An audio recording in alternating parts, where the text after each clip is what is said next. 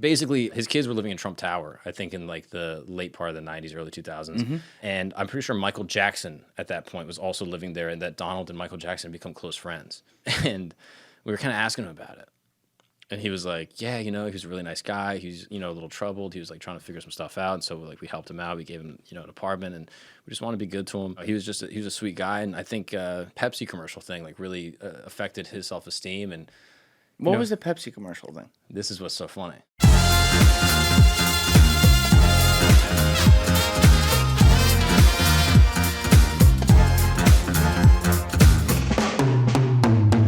Mark, we're finally doing it. What's up, baby? It's good to have you here, dude. Yeah, well, great to be here. Thanks for having me, man. Of course, man. I had a lot of fun on your show back in September. That was a good time. It was great, dude. We figured out the CIA, I think. The whole thing. Yeah. Top to bottom. Yeah. Like from the inception all the way now. Like we have all the answers. Yeah, and Tommy G was in it too. Tommy G made an appearance in the intro. Yeah. Which I never explained what happened. And it's not what you think, okay? It's basically that I'm an idiot. Like my buddy Christos that does them, I actually don't even know if it was Christos. I think it was my friend Shifty that did it. And he sent me the intro and he was like, yo, dude, the pod you did with Julian is fire. Like, here's the intro. I was like, oh, you're a legend. And I look at the intro and I just kind of skim it over. It's like, it's got all the beats. I'm looking at the subtitles. I'm like, everything's spelt right. Like Shifty doesn't always spell things right. I was like, dude, he's got all the letters in it. This is amazing. And then it goes up and I see like 3 comments that are like, what? Why is Tommy G in the video? And I was like, I don't think we even talked about Tommy G. How did this even come up? And then I look in the intro, 5 seconds in, it's Tommy G giggling it up in my chair right here. And I was like, what is happening? I think I forget who it was that did it. And they hit me up. They're like, dude, I'm so sorry. I can't believe this happened. And I was like, no. This is perfect. Oh, it was amazing. You don't understand how good this is. It was like because what it was, you're going through the intro and you're like, and that's why I could think of no one better than my good friend Julian Dorey, and it pops up just Tommy G's picture in my studio to come through and talk about my closest friend, one of my deepest alliances in the world, and then here's a different guy. It was fire. But like I was also looking through it because I'm like, where did they even get that picture? And I went through my YouTube community posts because back then I used to post every episode. I would put screenshots, like 5 of them. Every other one for the episode would be guess me, just making different faces. And I scrolled through, and you go through all these posts where my picture's in there. And then you get down 40 posts to his. Yeah. And they pick that one. I'm like, man, it took effort to get here as well. Dude, I wish they just put the sniper guy. Who's the sniper that everyone's been watching? Oh, the Reaper? I wish they put the Reaper. Like, dude, one of my best friends, Julian Dorey. Black. Oh, that would have made it so much better. That was good, though. Yeah. That was a fire conversation, though, just because I like with all the very serious like, you have to still have fun with it. Oh, of course. You know what I mean? Like, and that's what you're doing. Like, if people haven't seen Camp Gagnon, it's a great show. You have fun with a lot of this shit because you're a very smart guy, but you're also a comedian. And it's like, we're here to be entertained sometimes, too. Not everything has to be, like, life and death like it seems to be, right? Yeah, but sometimes you throw a joke in at the wrong time and you're like, well, I didn't plan this properly. Like, some guys, like, telling me a story and it's, like, super serious. And he's like, yeah, the reason I got into philosophy... and I was like, "Cause you're gay?" And he's like, "No, it's because my dad died." And I was like, "Oh, all right, my bad." I probably should have waited for you to explain that part. So, no, it's really good though, man.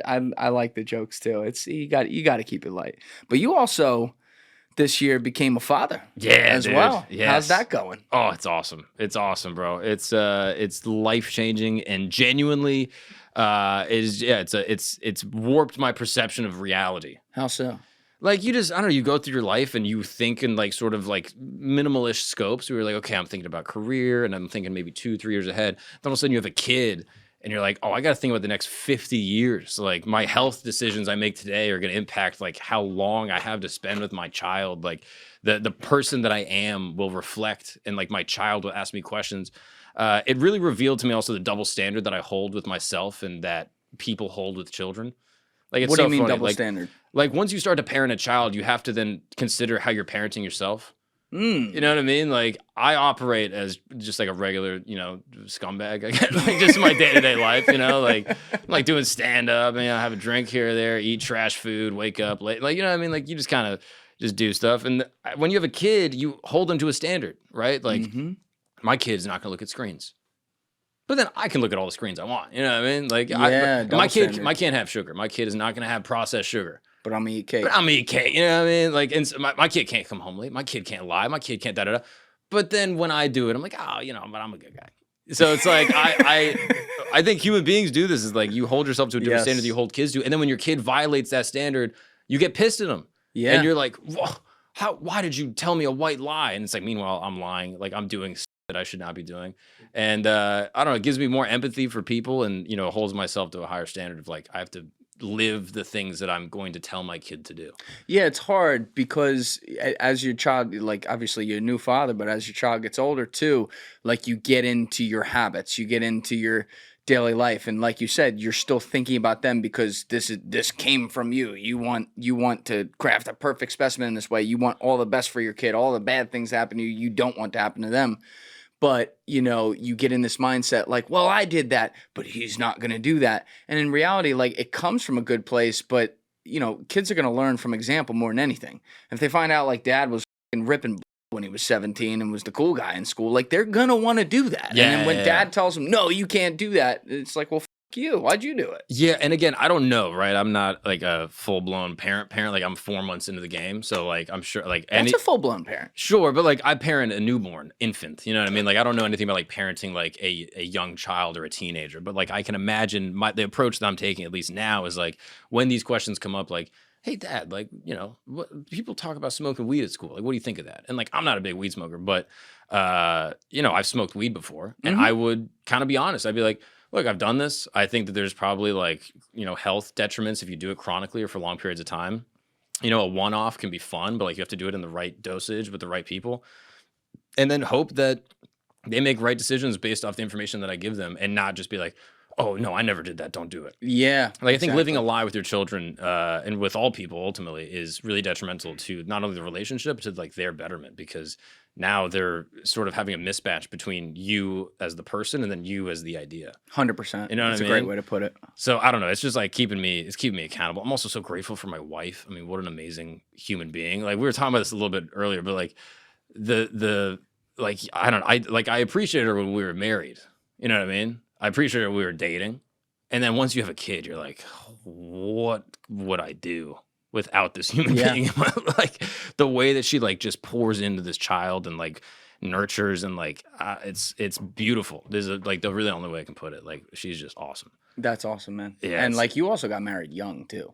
Like, I always thought that was like a fit. Like, I'd hear you hear guys say like, you know, the wife, and they're referring to the girlfriend. Yeah, or something. I always thought that was like a figure of speech. And then when you and I became friends, and we were at dinner one time, like talking about different things in the career, and you're like, yeah, the wife, and then you actually mentioned you were married. I'm like, you married? Yeah, like, what the fuck? Yeah. You're like, bro, I've been married for 5 years. Yeah, it blows people's mind, bro. Like, I got married when I was 23. And every now and again, a military guy will come up to me like, yeah, bro, I got married young too. And I'm like, well, okay, hold on. I just don't even start. How'd that work out for you, pal? Yeah, first off, I got married for love, okay? You got married for housing, okay? This is different. We're not the same, okay? You wanted a bottom bunk or whatever, all right? I loved this woman. I put it all on the line. And not to mention, yeah, you did 2 tours and all of a sudden you guys are split up, okay? I don't know. Shout out to the troops though, okay? But yeah, like, you get married at 23, and it's so funny because you tell people, not only did I get married at 23, I've been with my wife since high school. Oh, that's amazing. So, well, I was in high school. She was 14. But no, I'm joking.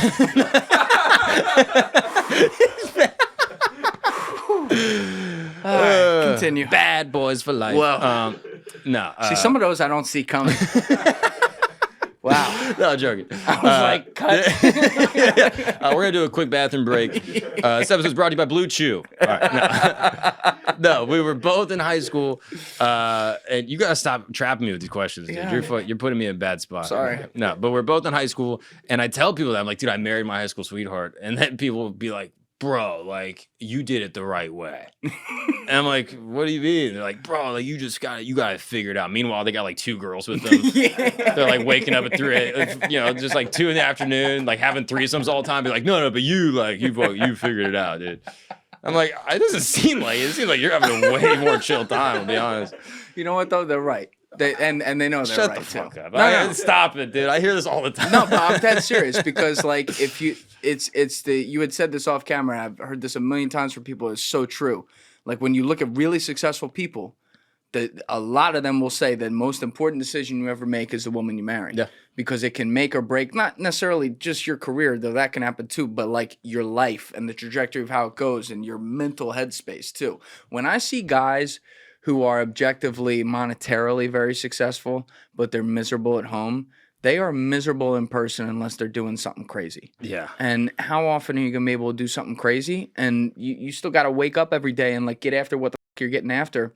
Maybe you can do that at a high level to like pull money in, but you're not getting any fulfillment from that. It's such a shame, like just to have the money, but like your wife and you don't have a good system, and your kids and you are distant because of that. And like, I don't know. I always think about that quote. Like some people are so poor, all they have is money. That's a great quote. You know, like I don't know. I think about that. Like I'm really like am proud of my family and my wife, and like it's an awesome thing. And getting married young is great. Like I genuinely, I condone it and I support it if you found like a really supportive person and like you're in a position in your life where you feel like, you know, yeah, I did all the stuff I wanted to do. Like the single gene of like, you know, going to Thailand and, you know, doing Muay Thai and being a free spirit and linking with some lady boys. Like if that is out of your system, assuming that's out of your system, like, yeah, get married. One of the greatest benefits of getting married young is that you guys grow together where like I wasn't a fully formed person, right? That's what I'm saying. You're so young, you can't know everything. Yeah, I'm still not a fully formed. I feel like a fetus, but like my wife and I, we grow together, and like we've really like vines on a branch. Like we've grown up together, like quite literally. And I couldn't imagine life without her, and she's made me sort of the person I am. Like we're so linked up, like so many little petty arguments that might happen if, you know, you and your girl maybe get together when you're way older. And you've already established a system of living. Those things are sort of ameliorated by just being together young. Ameliorated. That's a big word, ameliorated. Yeah, that's my sister's middle name. So that was good. That's a name, right? Yeah. No, but like Amelia Bedelia, her real name is Ameliorated, I'm pretty sure. Because you're also, for people that don't know you, obviously, like you came up working with Andrew Schultz, who's one of the most world-class comedians in the world, and even an actor now. Like so many, such a talented guy. He's the GOAT. But like you get, the way I understand it, you get married and then you make the jump and move up here to New York, and you do basically like you're working with him, but also building Mark Gagnon, like the entrepreneurial side where I'm a comedian too. I'm going to do my own show eventually as well. I'm going to do things to set myself up for the future of my career. And you're doing that like 20s grind where you're already married, where you found the girl. And this is why it's so important, who obviously it's been proven through the time of test now, or through the test of time now, who is willing to stand by you while you do that and not only support it, but like enjoy it with you. It seems that way. And that is really special, because that's something like when I came in and made the decision to do this, I didn't have that. Yeah. And I'm like, now I got to go do this. And eventually, you know, when I can have some time, I'll find someone and be able to settle down, but I don't have that support while I'm doing it, which certainly, look, you can't have everything in life, but that would have been nice. Let's talk about peptides for a minute. If you're like me, you're seeing them everywhere. But just because something says peptide on the label doesn't mean it's actually doing anything for you. That's where OneSkin's OS01 peptide is different. While some peptides just sit on top of the skin, OS01 goes deeper. It's scientifically formulated to penetrate the cells within skin's deeper layers, improving key skin health markers like collagen production, hydration, and skin barrier function. Not only that, OS01 is proven to remain stable from the lab to your countertop, so you get reliable results every time. Listen, if you're not getting results from your peptide, it might be time to take a closer look. All of OneSkin's topical supplements are backed by lab and clinical studies, and they're all powered by the OS01 peptide, the first and only peptide scientifically proven to target the senescent cells that contribute to lines, wrinkles, and thinning skin. Try OneSkin with an exclusive 15% off your first purchase using code Julian at oneskin.co. Now, personally, I like the OS01 face topical supplement. I use this in the mornings or at night, and it helps soften up those lines on my skin because, let's face it, I gotta be on camera, you gotta look as good as possible. It's a really good product, and I tell my friends all about it. Founded and led by a team of skin longevity scientists, OneSkin is redefining the aging process with their proprietary OS01 peptide, the first ingredient to help skin feel, look, and behave like its younger self. Get 15% off with code Julian at oneskin.co. That link is in the description below. Once again, that's 15% off using code code Julian at oneskin.co. After your purchase, they're going to ask you where you heard about them, so please support our show and tell them Julian sent you. Invest in the health and longevity of your skin with OneSkin. Your future self will thank you. No, it's hard to do both, and the timeline's a little flipped on that point specifically. Like I moved up in like 2019, and then my wife and I got married in 2020. Okay. So I moved up, and she was like, "Yo, I'll like move to New York." She had like her dream job in Florida. She had like something that she really loved, and she was like, "Look, I'll follow you." She's like, "Let's build a family. Like let's make this work." But like, yeah, let's make it real. And I was like, yeah, 100%. I was hoping you were feeling the same way. And so, yeah, we got married in 2020, the height of COVID, super spreader event. And I think we might have started it, I'll be honest, the Gagnon family wedding, because I think that was patient zero. Well, you are from Florida. Yeah. We got married in Wuhan, though, which is nice. It's nice in the summer. People won't tell you that in the media. I'm telling you, the far right media, they won't tell you how nice Wuhan is. Ever since all those people died, it's like really opened up. No, we get married in Florida, and it was a dip. All right, it was a dip. Okay, don't fact check me on this. Okay, no one got sick. It was fine. My grandma went. She's still alive. Is she still with us? She did die from that event, but it was unrelated. No, that was unrelated. Okay, it was unrelated. All right, pouring out from Grandmama G. Oh, you gotta pop in a little Zen. You trying to rip No. one? You don't want to. I've never had a Zen. Dude. I'm never gonna. You don't want to throw up with the boys? It looks amazing. This is one of the best ways if you just want to like hang with your boys and then throw up. Like if you're ever I don't want to do that. Yeah, we're all having a good time, and then you pop it in, and your lip burns, and then you just go to the bathroom for 5 minutes. You're like, no, let's party. Like that's what it's all about. That's how it goes. That's how it goes, dude. The first time I ever did dip, I was hanging with all ththese baseball guys in high school. And that sounds about right. Yeah, okay. It wasn't how you're saying it, all right? I was dating one of the guys.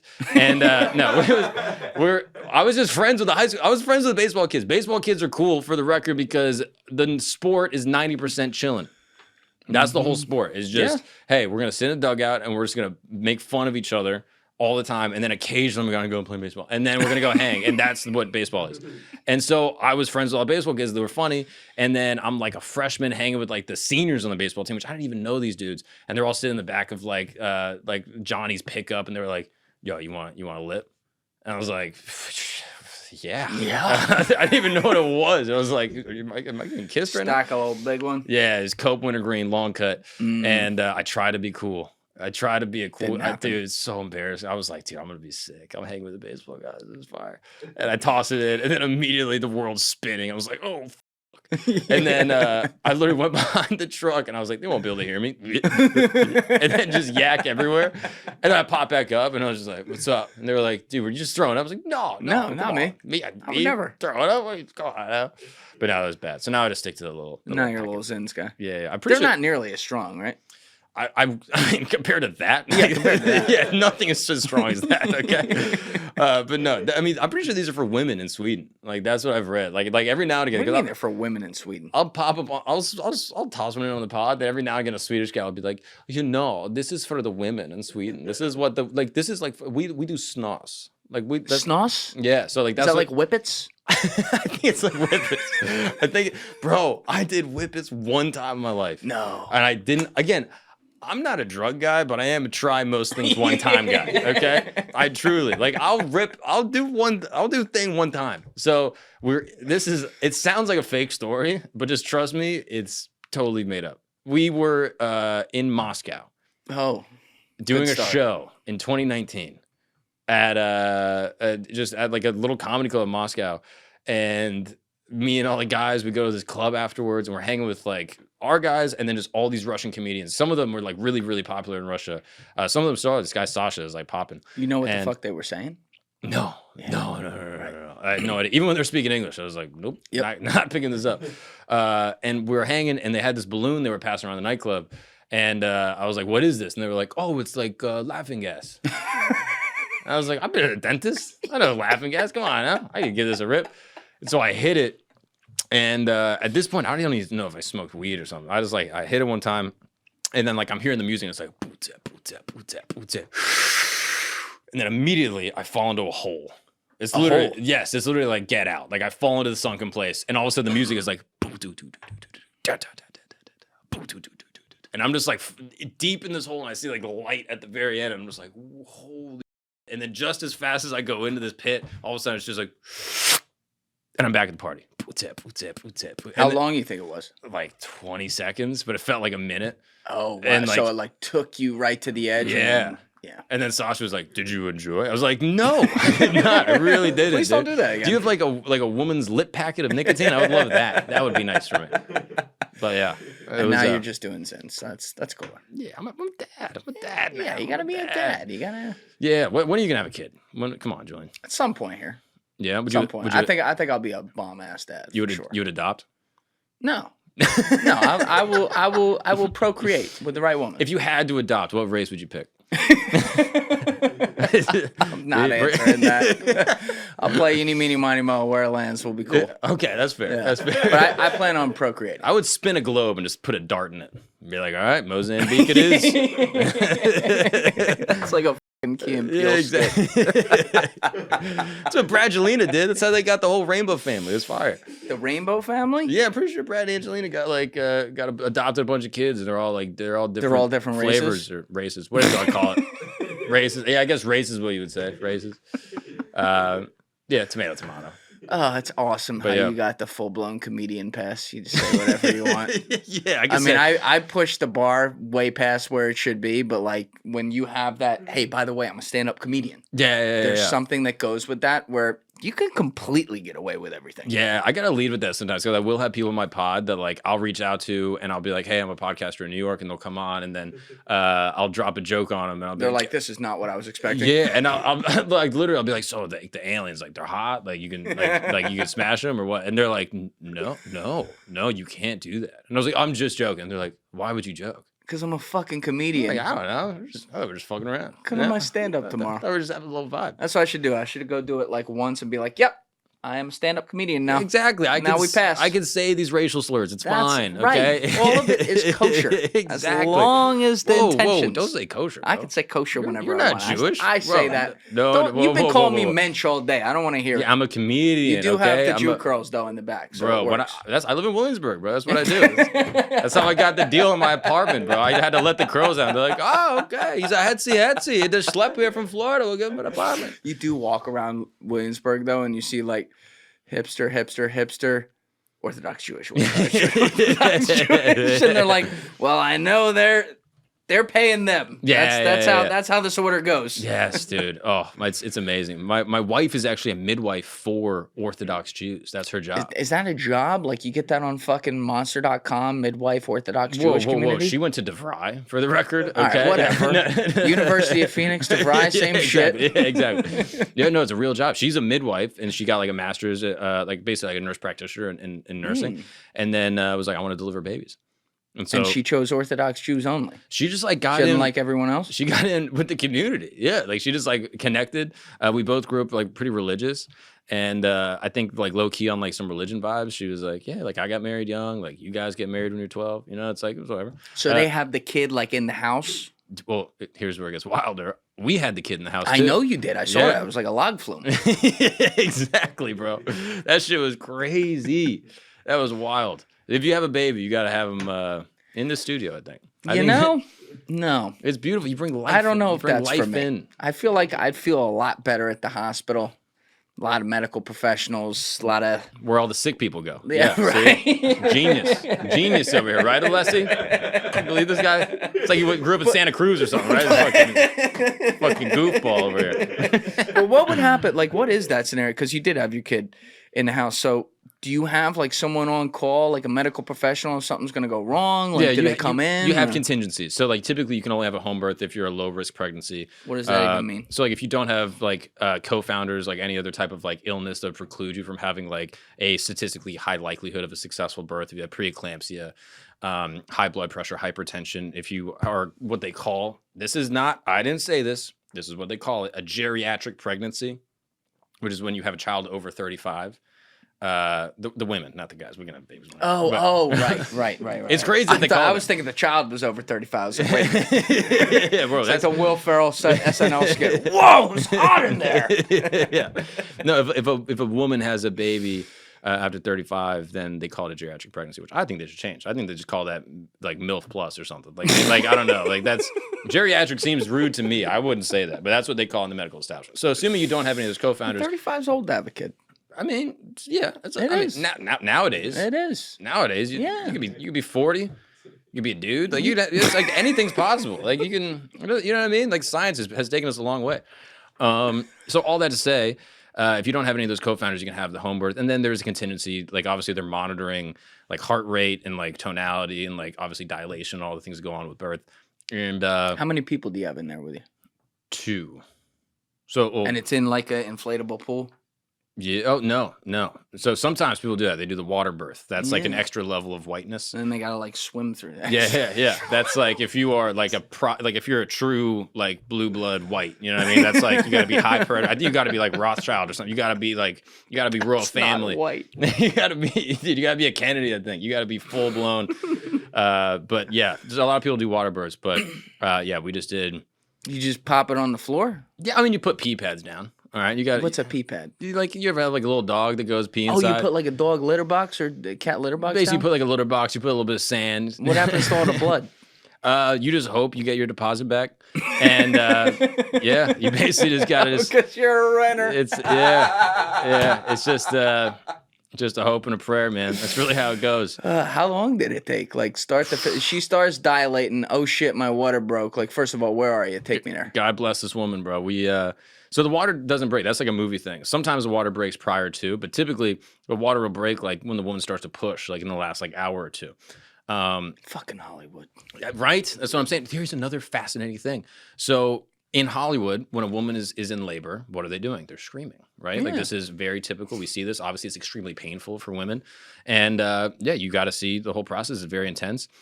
Hasidic women, I've been told, don't yell as much. They don't scream.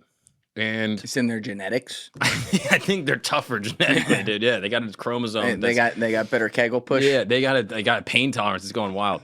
But no, I think there might be a couple of things. I've tried to put my theory together. Obviously, there's not a ton of discourse on the internet about Hasidic births, but even on Reddit. Yeah, even on Reddit. Wow. Imagine that the Hasidic Jews are not very commonly on Reddit. Yeah, I think they might have like a town square you could talk about. Well, I figured that's where they were building the tunnels. They were talking about on Reddit. So which shovel works the best? No, that's FM radio. That's how they do it. They just got a landline or something. But no, they don't yell as much. I think it's likely because they don't have access to Western media, so they don't know like, oh, we should be screaming. Obviously, it's painful. People are going to be screaming regardless. But there's also an acceptance that birth is painful, and that is like the duty that I've taken on as a woman. Like I'm accepting this pain. My wife actually asked one of her clients one time, she's like, how is your pain level right now? And she was like, I'm in pain, but it's the good pain. While she's like 8 centimeters. My wife was like, all right, just tough bitch. Yeah. Call me up when you need me. I'm going to go home, smoke a hookah. I'll be back. But yeah, so we're just at home and then basically just wait for the contractions to get closer together and more intense. How long did that take, you think? Like 5 hours where it was like, all right, time to call a midwife. I mean, first you call the doula. The doula. A doula is basically it's basically a witch. It's basically a doula in like a hospital setting. I hope this is interesting to the good people. Oh, it's very interesting. I'm going deep. I'm riveted right now. Basically, a doula you could almost consider as like an attorney for a midwife. Or an attorney for like a mom. Okay. So like a woman goes to the hospital, she has the baby. The doctor that's there might not be the doctor that she's seen through like her OB or her preclinical prenatal care. And so it'll just be a random doctor. And he might have a different way of doing things that might not be within the birth plan that the parents set out. And he'll be like, hey, we're going to do this. We're going to put you on this medicine. We're going to put you on this drug. You want an epidural? We're going to do it now. And the parents are like, all right, we don't know anything. And so basically a doula will like advocate on behalf of the mother at times, and then also we'll be able to do like assist with the birth, so like hip squeezing, changing positions to like help it, the birth process, move on. Can the midwife give drugs and stuff? Yeah. Oh, they can. They can administer drugs. See, I didn't know this. Typically, midwives operate within either a home birth setting, they operate within a birth center, or they operate in a hospital. They can operate in all three, and then depending on the legality of each state, restricts what they can and can't do. But yeah, you can be in a birth center, which is basically like a mid step between a hospital and a home. So it's like, just imagine a podcast studio, right? It's like but you have babies. Yeah, exactly. You have all the stuff that you need. You have like a pool. You got everything, but it's not your house. And then obviously a hospital is a hospital. And so, yeah, midwives can administer certain types of medications. Specifically, if you have like an NP, you're able to administer basically all antibiotics and pharmaceuticals, excluding like opiates and stuff. Sucks for me. You know what I mean? Yeah. Trying to get my hands on a hydro. That's something. right. You couldn't like steal some while they were like fucking pushing. Yeah, exactly. Like, oh, so it takes like 5 hours while the contractions are happening to like get to the actual big shebang. Yeah. And then how long is that process? Typically, it's faster. You know, like it depends. Like first time babies take a little bit. Like my sister just had a home birth, and hers was like 7 hours front to back. My wife did 29. It was like 29 hours, 5 to 6 hours of like what they call pre-labor, and that's like where the contractions are kind of picking up. Just me and her at home, like watching Squid Game, and then it was time for the real Squid Game, where it's like, all right, let's go, and then yeah, basically it's like another 24 hours of like waiting for the baby to basically move the way down the birth canal to shift around. Our son had what they call a nuchal arm, which is like the arm will be up towards the head, and it makes it more difficult for the contractions to actually kind of like move the head through the birth canal. You worried about like breaking the shoulder socket? Not so. Out? I mean, you're not so much worried about the baby in this case. You're more worried about the box it comes in. Right. You know what I'm saying? Right. like that's what they had about me. That's why I was born with dislocated hips. They broke that shit on the way. No way. Yeah. How does that happen? I guess they were more concerned about the fucking box than me. Thanks, guys. That's crazy. That was in a hospital too. I should sue. See, there you go. If this happened at home, you probably would have just died. You know what I mean? Like wouldn't that have been better? I've always noticed that about your hips. You got nice hips, dude. Thank you. You got like a They're nice, wide. yeah, you got like a nice fucking ass or hit, or I feel like that sounds weird. I don't know. Like you got, yeah, you get what I'm saying. Pause. All right, so you have the kid though at home. Everything goes well. Yeah, it's awesome. And then like, it doesn't go. You saying it goes on the fucking cat litter box? Like, what's the cleanup like afterwards? Well, then, so the midwives are awesome. The midwife and the doula, they come together. They're like the best. Our team was like just so awesome. They're just hardcore. You're making them sound like magic people too. Yeah. They sound like they're mystical, bro. It's like a exactly. Harry Potter class. Yeah. And that's what I'm picturing. They clean everything up. Obviously, the baby immediately goes skin to skin, which is like great. This is like the other fascinating thing. I've gotten so into like the anthropological early childhood stuff, which I find fascinating. So fascinating. And all right, tell me if this sounds familiar. You sign up for something, forget about it after the trial period ends, and then you're charged month after month after month. The subscription's there, but you're not using it. And worst of all, you don't even realize it. In fact, 85% of people have at least one subscription they're paying for every month that they don't even use. Thanks to my friends over at Rocket Money, though, I can now see all my subscriptions in one place, cancel the ones I'm not using anymore, and save money. Rocket Money is a personal finance app that helps find and cancel your unwanted subscriptions, monitors your spending, and helps lower your bills so that you can grow your savings. And that's another thing too. I don't mind the bank I'm at, but one thing that does drive me nuts is that I can't see my inflows and outflows of cash in a truly organized manner, and that's where Rocket Money has now come in to also help there as well. Rocket Money's dashboard gives you a clear view of your expenses across all of your accounts. In fact, the new goals feature automatically saves money for you so that you don't even have to think about it. Pay off credit card debt, put away money for a house, or just build your savings. Rocket Money makes it easy. Rocket Money has over 5 million users, and get this, they've saved $500 million in canceled subscriptions, saving members up to $740 a year when using the app's premium features. I don't know about you, but $740 is a lot of money to me. So cancel all your unwanted subscriptions and reach your goals faster with Rocket Money. Go to rocketmoney.com/Julian today. That link is in the description below. Once again, that's rocketmoney.com/Julian. And third time for effect, rocketmoney.com/Julian. Go on and get it. Yeah, like basically like the baby goes through the birth canal. They're like getting bacteria basically coming through like the vagina and the vulva, and then the mom will like kiss the baby instinctually. It's like, don't smile. Why are you smiling? Why? See, look at this guy. He's smirking. No. He was smirking. I was not smiling at all. I said vagina. He was like, what? Run the tape. I had the straightest face of all time. I'm in your head now. Sometimes I do this to people. I'm sorry. I'm literally looking at you with the straightest face. All right, so you were saying it comes out of vagina, touches the skin, everyone's happy. What happens? Don't talk about my wife's vagina. Whatever. Jesus Christ. And sorry, Mrs. Gagnon. That's my mom, dude. What the? Now he's bringing my mom into it. This guy's crazy, bro. Hey, we go way back. Yeah. Whoa, Anyway. this guy. What's wrong with this guy?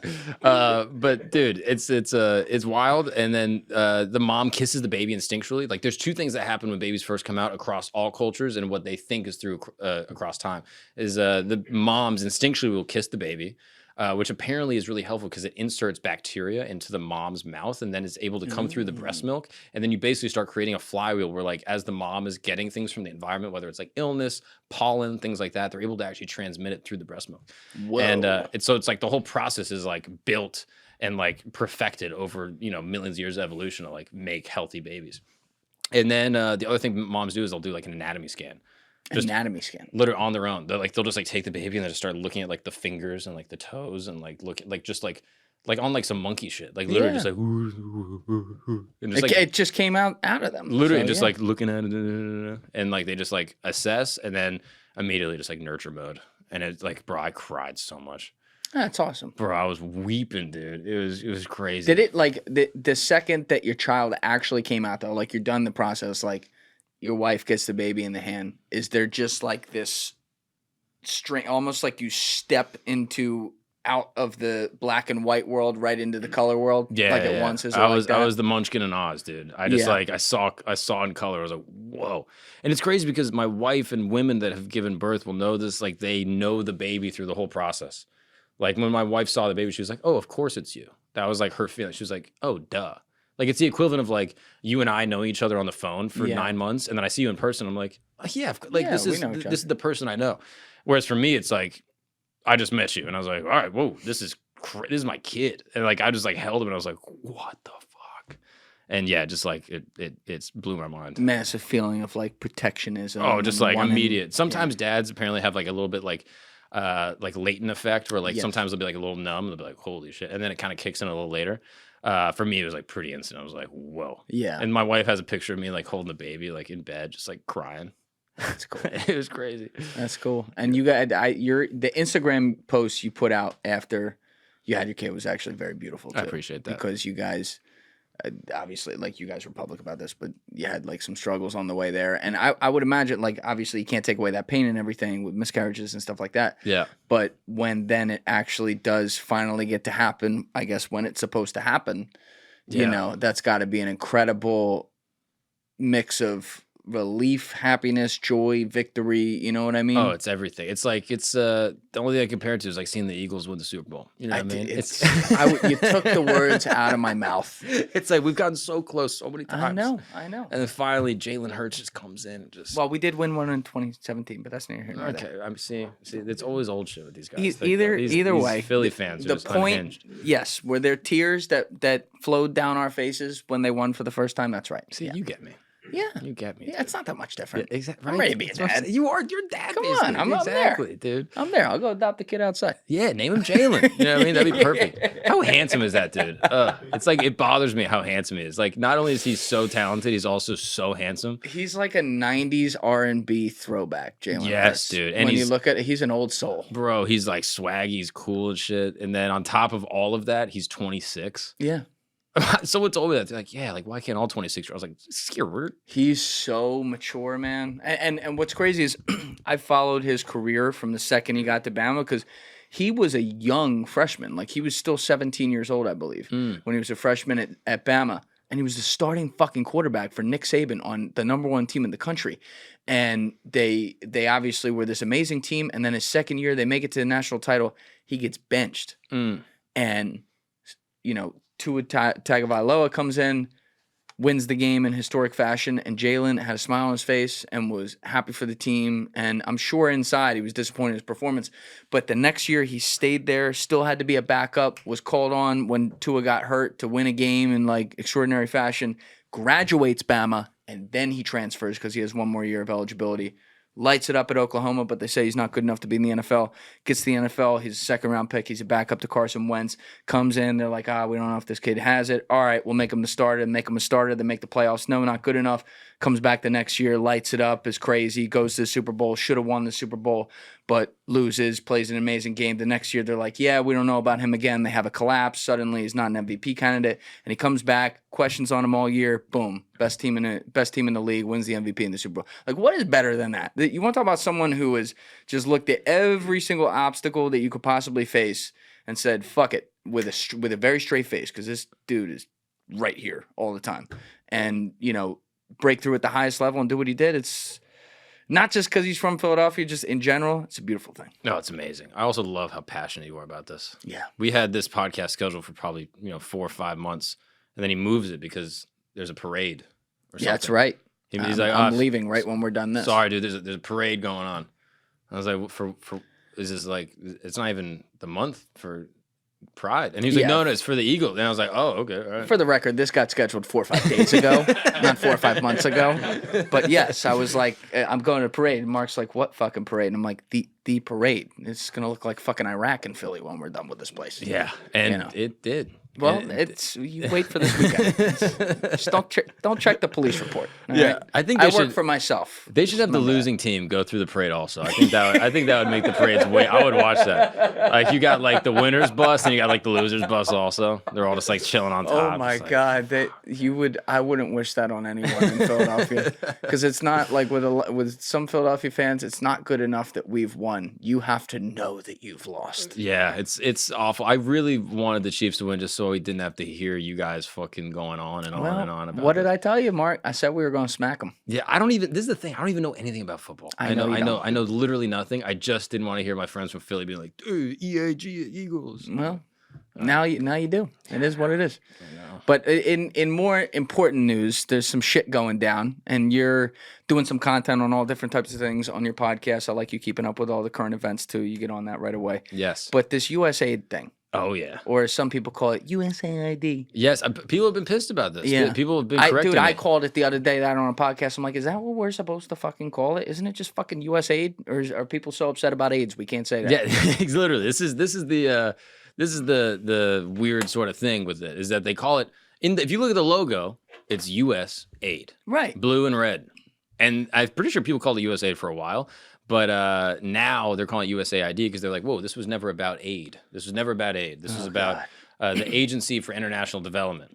Yes. And you're like, okay. We have to respect that gender. Yeah. And it's like, well, hold on. Why is it? But like the logo says USA. That's what it says.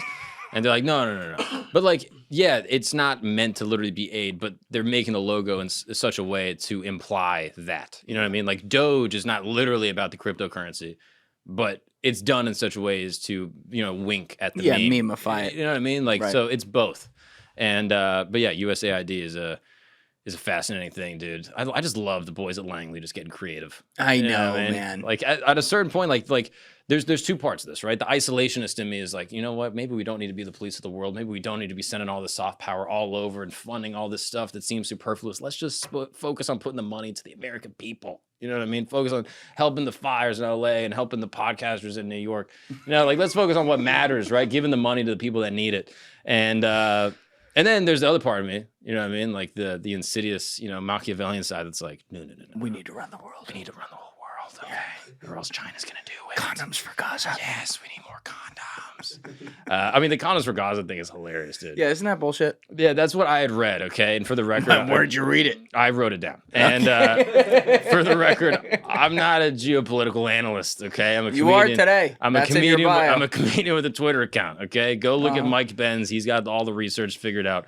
But this Mike Mercedes-Benz guy's everywhere. He's everywhere. It's a fabulous last name, Mercedes-Benz. I mean, it's amazing. It feels a little too good to be true. Anyway. Benzy. Yeah. But no, he's doing great research on it. But I don't know anything. So I've just kind of read the stuff. But apparently the Condoms for Gaza thing, it was like a certain amount of money is allocated for like reproductive health in the region. And then a small subset of that, under a subset was for contraception, things like IUDs and so they bought a couple packets of fucking, CVS and sent it there. They dropped the Magnum in there. You guys share. You know what I mean? Like, yeah. No one in Gaza's pulling out. That's what they said. They're like, no one's pulling out. All right. The citizens, the government, no one. But yeah, apparently I've even read, and maybe we fact check this, Alessi, I don't know, but like apparently some of the money was allocated for Gaza, which is a city in Mozambique.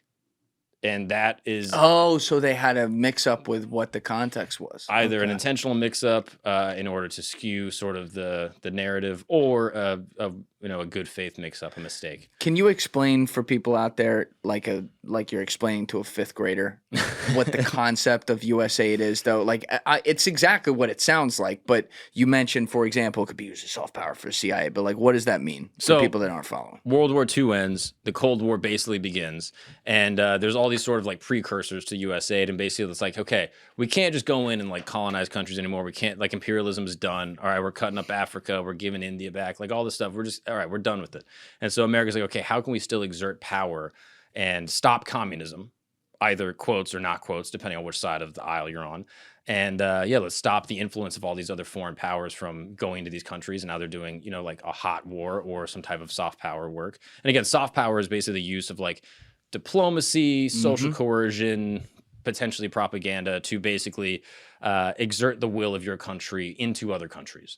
Example of this is like China's Belt and Road Initiative, which has been obviously discussed, over the last like 15 years, which is basically like, funding infrastructure projects in like East African countries in order to get UN votes, to get access to mines, to get access to ports. That they can't pay back, too. Precisely, They're giving them loans they can't pay back. So you basically say like, hey, we're going to build this thing. And they go, okay, great. How much does it cost? You say it costs this much. And they say, okay, great. And then they can't pay back. And they go, you know what? We own you now. Don't even worry about it.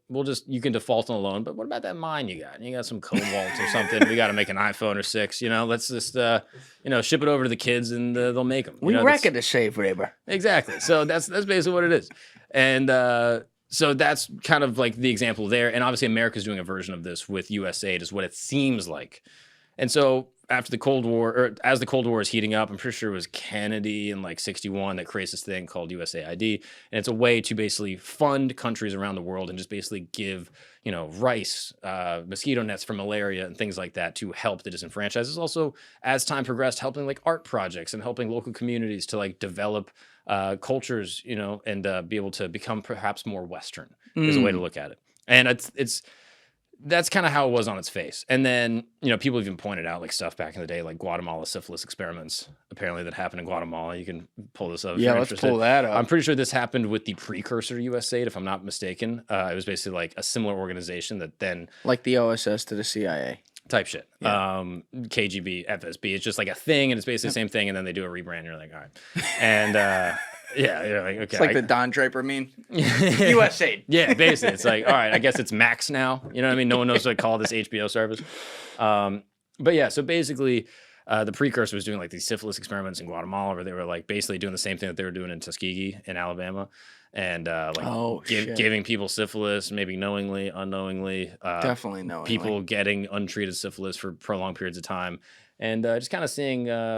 what's going on. So there's Guatemala syphilis experiments, the CIA Wikipedia. Let's see what they have to say about it. Yeah. All right, so the Guatemala syphilis experiments were United States-led human experiments conducted in Guatemala from 46 to 48. The experiments were led by physician John Charles Cutler, sounds like a real straight shooter, who also participated in the late stages of the Tuskegee syphilis experiment. Oh, so he was a veteran. Yeah, he's got experience. And doctors infected 1,300 people, including at least 600 soldiers and people from various impoverished groups, including but not limited to sex workers, orphans, inmates of mental hospitals, and prisoners with syphilis, gonorrhea, and cancroid. Without the informed consent of the subjects, only 700 of them received treatment. In total, 5,500 people were involved in research experiments, of whom 83 died by the end of 1953, though it is unknown whether the injections were... I wonder what was responsible.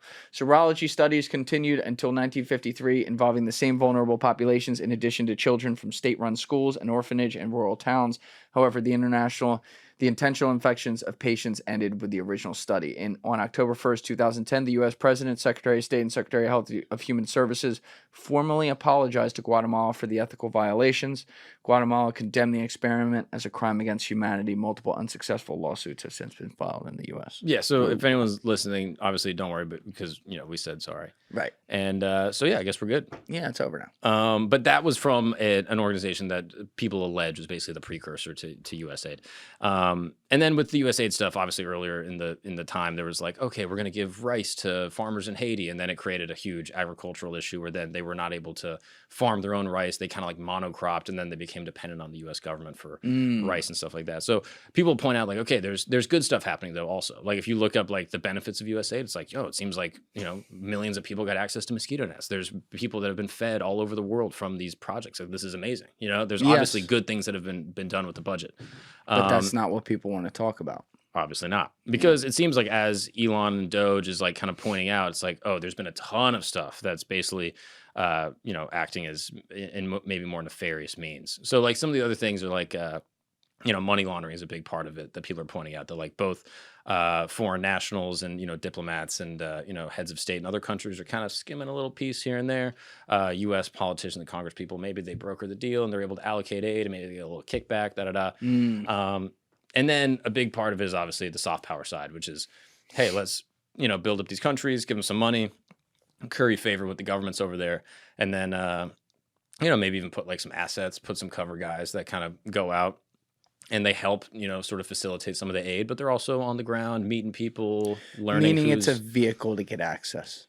Perhaps. Again, none of this has necessarily been proven. I'm not an expert on the topic, but that's how it seems to me. Now, some of the things and some of the headlines, which I got to do all the research on, because like you said, we got to figure out what's real and what's not. There's things that are misreported. But there's certainly stuff we see in there that is not only sketchy, it's straight up corrupt. It's using soft power in ways that a lot of us would deem completely unnecessary and perhaps power hungry.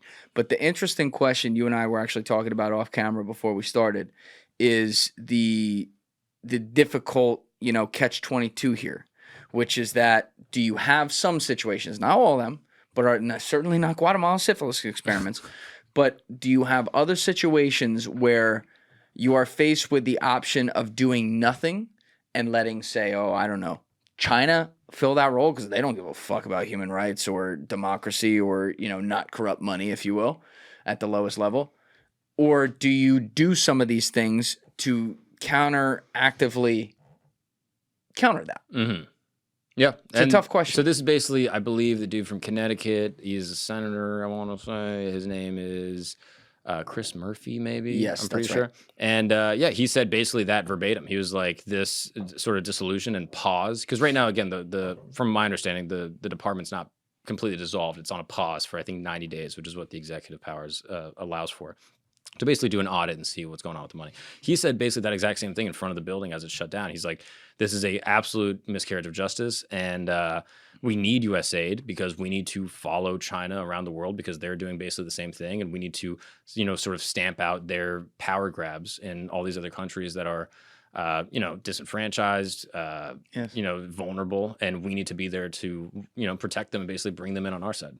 And so you hear that and you're like, yeah, that's also a good point. So even justifying the soft power, that's not even necessarily the 8. That's just the soft power part. It's like, yeah, I see that point also. But it's like the people that are on these arguments, they want everything or nothing. It's like everything else in our politics. Yeah. So a guy like that, and I haven't seen all the stuff he said, so I don't want to put words in his mouth, but he's perhaps at least insinuating, justifying all of it, including things that are straight up corrupt, straight up breaches of the rights of like the agencies to make decisions on their own that should be made above them, that kind of thing, like with what the people elected to be put in power to make those decisions.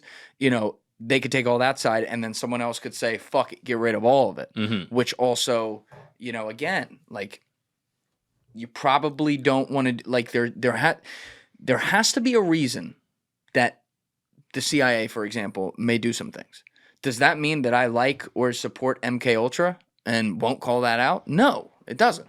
But, like, can I point to things they do that are probably very fucking necessary for the survival of the country I live in and enjoy? Yeah, I can. Yeah, it's like, to me, saying, is the CIA good or bad? Yeah. It's like saying, like, is government good or bad? It's both. Is history good or bad? You're like... the government, we always want to say it's bad. Like, I always want to say that. Yeah, of course. And it mostly is, just because it's like a giant institution. But like, at least when you look at things in individual aspects from pieces of the government, you can find things and be like, all right, to me it's mostly bad, but there's a few good things there. And there's a few... forget the word even good. Like if you're not comfortable using it at home because you're so pissed about other shit, which I fully understand, say there's a few useful things there. There's a few necessary things And there. we got some nice roads, you know what I mean? Yeah. The train runs on time mostly, you know what I'm saying? That's kind of Right. cool. That's kind of cool. And obviously that's obviously a reduction, but yeah, there's a ton of good things that happen within something like USAID, but it is, again, people want clear narratives. Like typically when I'm doing explanations on stuff, no one's really happy. Like it would be so much easier just to like take a hard line and be like, USAID is bullshit, it's corrupt, here's why, and you could make that argument completely justified. It'd be so easy to do. But then you could also make the argument like, no, USAID is helping a lot of people. Look at this kid that was starving 2 years ago that now is going to high school. Like this is obviously good, and this is a result of USAID. You could easily make that argument, and I think with most things, the truth kind of lies in the middle, and it kind of, you know, you have to be acknowledging both sides of the argument, both politically, but also on this issue, like, you know, morally. Yep. And make an assessment that's like, yeah, things are good and bad. It's the post and comment effect, though, of society and social media and what we've done, because the posts that get the most attention are one that take a hardline stance on the other end, and the comments that get the most attention are the ones that fight back against that and say, fuck you, you're a traitor. Yeah. Right? And so we have to live in this world where that's what we see publicly, but what we don't see is there, because I know these people, there are a lot of people who do see nuance in these things. They may lean one way or another or say there's more bad or more good in it, but they're reasonable people who are like, okay, I could see this or that. But they're not the ones, not only are they not the ones who are incentivized to get attention online, because that's not what goes viral, but they also end up being the ones who are the most quiet online because they don't want to get in the middle of this fucking, you know, these crazy people who are fighting over shit. Mm-hmm. That happens all the time. Yeah. I mean, you see it because like you do this job. There are comment sections that will get commandeered by one line of thought. Yeah. And then there's a lot of people, you'll see like the like ratio is really good, and a lot of people will DM you like, hey, by the way, I don't know what the comment section was doing, but that was fucking awesome. Yeah. It's just how it is. Yeah, you know? No, people like certainty. Like, you know, like especially when you have a limited amount of time. Most people in this country are, you know, raising kids, they're working jobs, they're taking care of their families, they're involved in their local community, and they got their own shit going on. And it's hard to parse every little thing that comes out, specifically in the age of information we're in, where every little story from across the world is coming into your inbox and you have to decipher what is happening. Even if you're getting true facts, you have to decipher, is this good or bad? And it's so much easier just to have someone be like, hey, here's what it is. It's certainly this. And even if that's omitting things, I think people would rather omit things for just the piece of, you know, clarity. And I feel like I'm in a position where I'm kind of seeing both sides to most of these issues that happen politically, where I'm like, yeah, I don't, like, it's not a comfortable place to be. I wish I could just take a hard line and be like, look, I'm saying this, but it just, I don't know, it doesn't feel right just to omit other facts just to kind of make a simple sort of happy narrative. I don't know. We're also young too. Like we have so much more to have to see like happen to us in life. No, this is gonna change for me. My kid's gonna turn 12 and be like, I'm dating a robot. I'm like, you're not fucking bringing a robot in my house. All right, you listen to me, boy. All right, this is we date women and trans women. All right, that's what we do here. Okay, we don't date robots. That's probably someone's bit, but yeah, it's like that type of vibe. Like it's gonna change for me, I think, as I get older. You know, what's that saying? Like, you know, people like liberals are liberals have a. If you're young and you're liberal, if you're young and you're conservative, you have no heart. If you're old and you're liberal, you have no brain. Yeah, exactly, that kind of thing. I've heard that. Yeah, I don't think it. I think there's a lot more nuance to it. Of course, like everything. But, I get it. But that's the thing. I think I'll get old and just be like, these fuck you people, get off my lawn. These kids. Dude, I listen to a lot of Clint Eastwood and Gran Torino. Yeah. I listen to a lot of Alex O'Connor, the YouTuber. I love his content. Alex O'Connor. Yeah, he's Can we pull him up? I'll shout him out. He's a philosophy YouTuber. He's specifically like an atheist sort of like YouTuber and podcaster. He's great and just talks a lot about sort of religion and sort of, you know, things pertaining to the divine and consciousness and reality and sort of how we understand stuff. But he always says that his favorite complaint is the complaint about the elderly to the young. Like if you go across history, across time, this guy, he's the man. Oh, cool. But yeah, he goes across history, across time.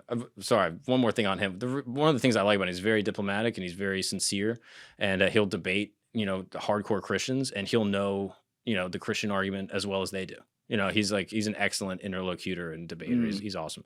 But yeah, the thing he always points out is like the old arguing and, you know, complaining about the young.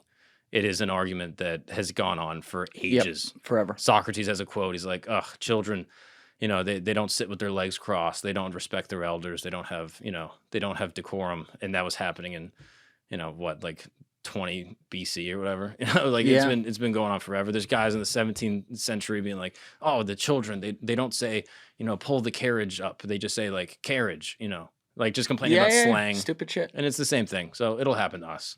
It's gonna be great. Part of it, like the older people get, I would imagine the less they want to see change because there's higher stakes to it, and it's evolutionary and biological. You're slower to be able to react to things or get comfortable in new scenarios. Whereas when you're done, you're like, yeah, I'll fucking rip that beer bong, yeah, fucking put that line right there too. It's just like your brain's not fully formed and you can accept things that happen. But I always go back to that old Don Draper line, which he didn't even invent that, but they had it in the show, where he's like, change is neither good nor bad. It simply is. And there's probably times where there's change that is good or bad, but in general, like he's right. That's all that ever happens. Like today, what happens tomorrow is going to be different in some way, even by a small degree from today. And you keep adding up those days, eventually that degree increases. It's just how society moves. Yeah, and that's kind of just how I look at most things, whether it's politics, looking at the USAID thing, whether it's change happening in culture. I'm like, is it good or bad? Like it just sort of is. Obviously, there's certain moral issues that are going to be objectively wrong across culture, across time, where I'm going to be like, no, this is obviously bad. Right. But generally speaking, it's like, all right, yeah, things just are.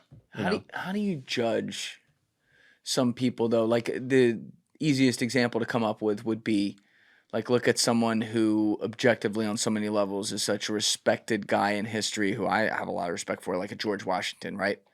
Owned slaves. Yeah. How do you judge someone like that when that's objectively a horrible thing to do? No one's arguing that that's okay. But not to write it off, like in their times, there was barbarianism in a way and a lack of appreciation for human rights across all people that would allow an institution like that to be ingrained in society to where it's normalized. Yeah. I mean, it's tricky. Like, again, I don't know if that one is tough specifically because I don't know if there is a proper justification because it's not like, I've heard people say like, oh, history is a different country. And people do things in different countries that are different than us. And history is, no different. The issue that I have with that is that in the time that, GW was owning slaves, a lot of the world said that it was bad. You know what I mean? Like I think Britain had like sort of outlawed like transatlantic slave trade. I don't know the exact dates, but not yet, I don't think. But they were Britain was way ahead of it. Yeah, I'm pretty sure like Mexico banned slavery before. Like all these countries, like both in our region and even like in our similar cultural affect had banned it at that point, and America was still holding on. I think it's ultimately it boils down to greed, like the incessant ability for humans to want more money, more power, more influence, even if that means subjugating an entire race of people to the worst type of slavery, or the worst type of punishment you could endure. And the thing that kind of bothers me with his example, in particularly, is that there was something at least consciously that he recognized in that, because he put like in his will that when his wife dies, they should all go free. So it's like, well, why should they go free then? Agreed. Like, why not just let them free now? George Washington is also an interesting example that you bring up because I'm pretty sure, I mean, it's on the record. It might be worth fact checking. He was one of the greatest land prospectors in American history. And that by the time he retired, everyone looks at his retirement. They're like, oh my goodness, this guy, like he stepped down. I think he did 4 years, I'm pretty sure. I think he only did 8 as president. He did 2 terms. Yes. And so he steps down after the 2 terms, kind of sets, that standard. He's like, everyone loves it. And people kind of miss the fact that it's not like he lived this life of like humility and squalor. No, he was balling. He was wealthy. And I think to this day, adjusted for inflation, I think George Washington was like the 5th wealthiest president ever. Oh, I didn't know. Something like that. I don't know if there's a way to double check that. Like presidential wealth adjusted for inflation. Yeah, how wealthy was George Washington? Like, again, apparently that was part of the impetus for the Revolutionary War. He was like, look, we can fight this war. A lot of people might die. I might die. But if we win, America will be independent, which is great, but also I will be absurdly wealthy. Yeah, we all will be. I mean, it was untapped land. But Georgie, in particular, was balling. had a you could consider it a financial incentive, is what I've heard. I've heard some people point out. I spoke to a guy on the pod that George Washington, $708.5 billion adjusted. Yeah. Kennedy, $1.3 billion. Who's number 1? Donald Trump, 3. All right, that makes sense. Yeah. But that's hilarious. And then look who's 5. Look who's 4 right after. Go up a little bit, Alessi. Go up to number 4. Thomas Jefferson, And another one, 285. He's another tricky one because Thomas Jefferson was almost worse because he was worse. not only did he have slaves, he had he was worse. He had kids with children. them. Yeah. And again, people say like, "Oh yeah, he had kids with slaves." I'm like, I don't know if that was consensual. We gotta look into the data on that one. But he had children with slaves, and then I don't even think after his death he freed his own enslaved children. And you gotta look at that, and you're like, all right, that's not good. Jefferson isn't doing too well. And I think it's indicative of the human condition to overlook giant moral blind spots in the pursuit of greed. Yes. And that this guy was like, look, this is beneficial to me and my family, so I'm going to do the most inhumane thing you can think. Yeah, they're ambitious. But it's such a dichotomy for us because, like, on the one hand, it's like we love America. The founding fathers were proper, brilliant philosophers. Like, truly, like, we look at them as like these old colonial renegades. They were proper philosophers. They studied the classics. They were versed in, like, how to build a republic. Like, they were really brilliant people. They wrote one of the most amazing political documents of all time. Probably the most amazing. Perhaps, right? Like Magna Carta, Hammurabi's Code, fucking Declaration of Independence, Constitution. Like, it's remarkable what they write. And they put things in there that everyone agrees with. All men are created equal. And like except these ones. Like the Tosh joke. Like Daniel Tosh is a great joke. Because like they were signing that shit like, all men are created equal. You know what we mean. You know what I mean? Like, it's crazy. Like, how could such brilliant people, such profound thinkers also subjugate an entire ethnic group to the worst type of humiliation and slavery? It's a lot to wrestle with. And I think it boils down to greed. I think genuinely that's what it comes down to. I think that's what it is. And Washington's such a fascinating guy from a personality perspective because when you look at all the historians who study him and have written books on him, he was this guy who knew, and I'll use the word, like, he knew how to manipulate in the sense that he knew how to play the role of, oh, I'm just honest George. I cut down the cherry tree and didn't lie to my dad about it. Yeah, my teeth are made of wood. You know? Or like be able to say that, I don't want this job. I couldn't possibly be qualified for this, but use that as a way to get the job. As an example, that's how he got the job to be general of the army, which obviously turned out great. But he tried to act like, I don't want this thing. But he showed up in his full, military uniform decal to the fucking meeting where they were going to decide this. Like, he's putting on a front. Dress for the job you want. Yeah, you know what I mean? Exactly. And, another guy the guy I think who had it the most figured out and was the closest to being right, who was also like definitely a party guy and had his own flaws, was Ben Franklin. I read a lot. Like when I was in the Amazon with Paul, I read like 3 books about Ben Franklin and shit. I was just fucking tearing through them. And that motherfucker he was so ahead of his time, man, because he had so many different skills, had talents at so many. He was curious about everything. He fucked everything with a pulse, lived transatlantically, like on both sides of the Atlantic whenever he wanted at different points in his life. And, somehow was also this guy who had great ideas about not knowing what he didn't know, for example, about God and religion, but respecting some of the things that could make it good. And then also was someone who did look at things like slavery as the years went on and was a little more, no pun intended, black and white about it. Like, wait a minute, like at the beginning, like he was like, oh, no, this is part of it. And then eventually it was like, hold up a minute. And he said more than other guys did, which tells you there are people who had the ability to have some quote unquote like agency then that maybe didn't, which is, it's the one like elephant in the room to tussle with those guys. And it's like, I don't think you should tear down history. Like, I get really pissed off when people are like, take down all these. Listen, people are imperfect, but I understand where it's like you can at least teach, like, hey, they had this one thing really wrong. Yeah. I think you're the only guy to ever do ayahuasca and read American history. I think.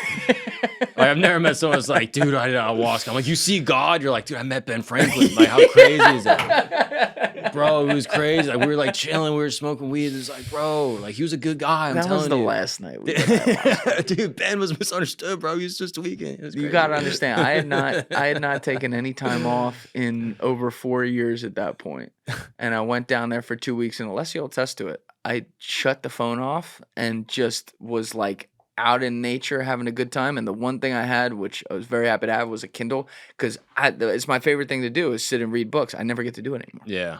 I used to read 2 books a week before I did this job, and now the best I do is like when I'm falling asleep. You know, I fall asleep with the Kindle on my face. I got through 3 fucking pages. Yeah. You know, so down there I was just like, Paul's like, damn, you're tearing through this. I'm like, fuck yeah, bro. I'm sitting in the Amazon. Like, let's fucking read a book. Yeah. Oh, You that's know? awesome. It's dude. nice to unplug. Oh, that's fire.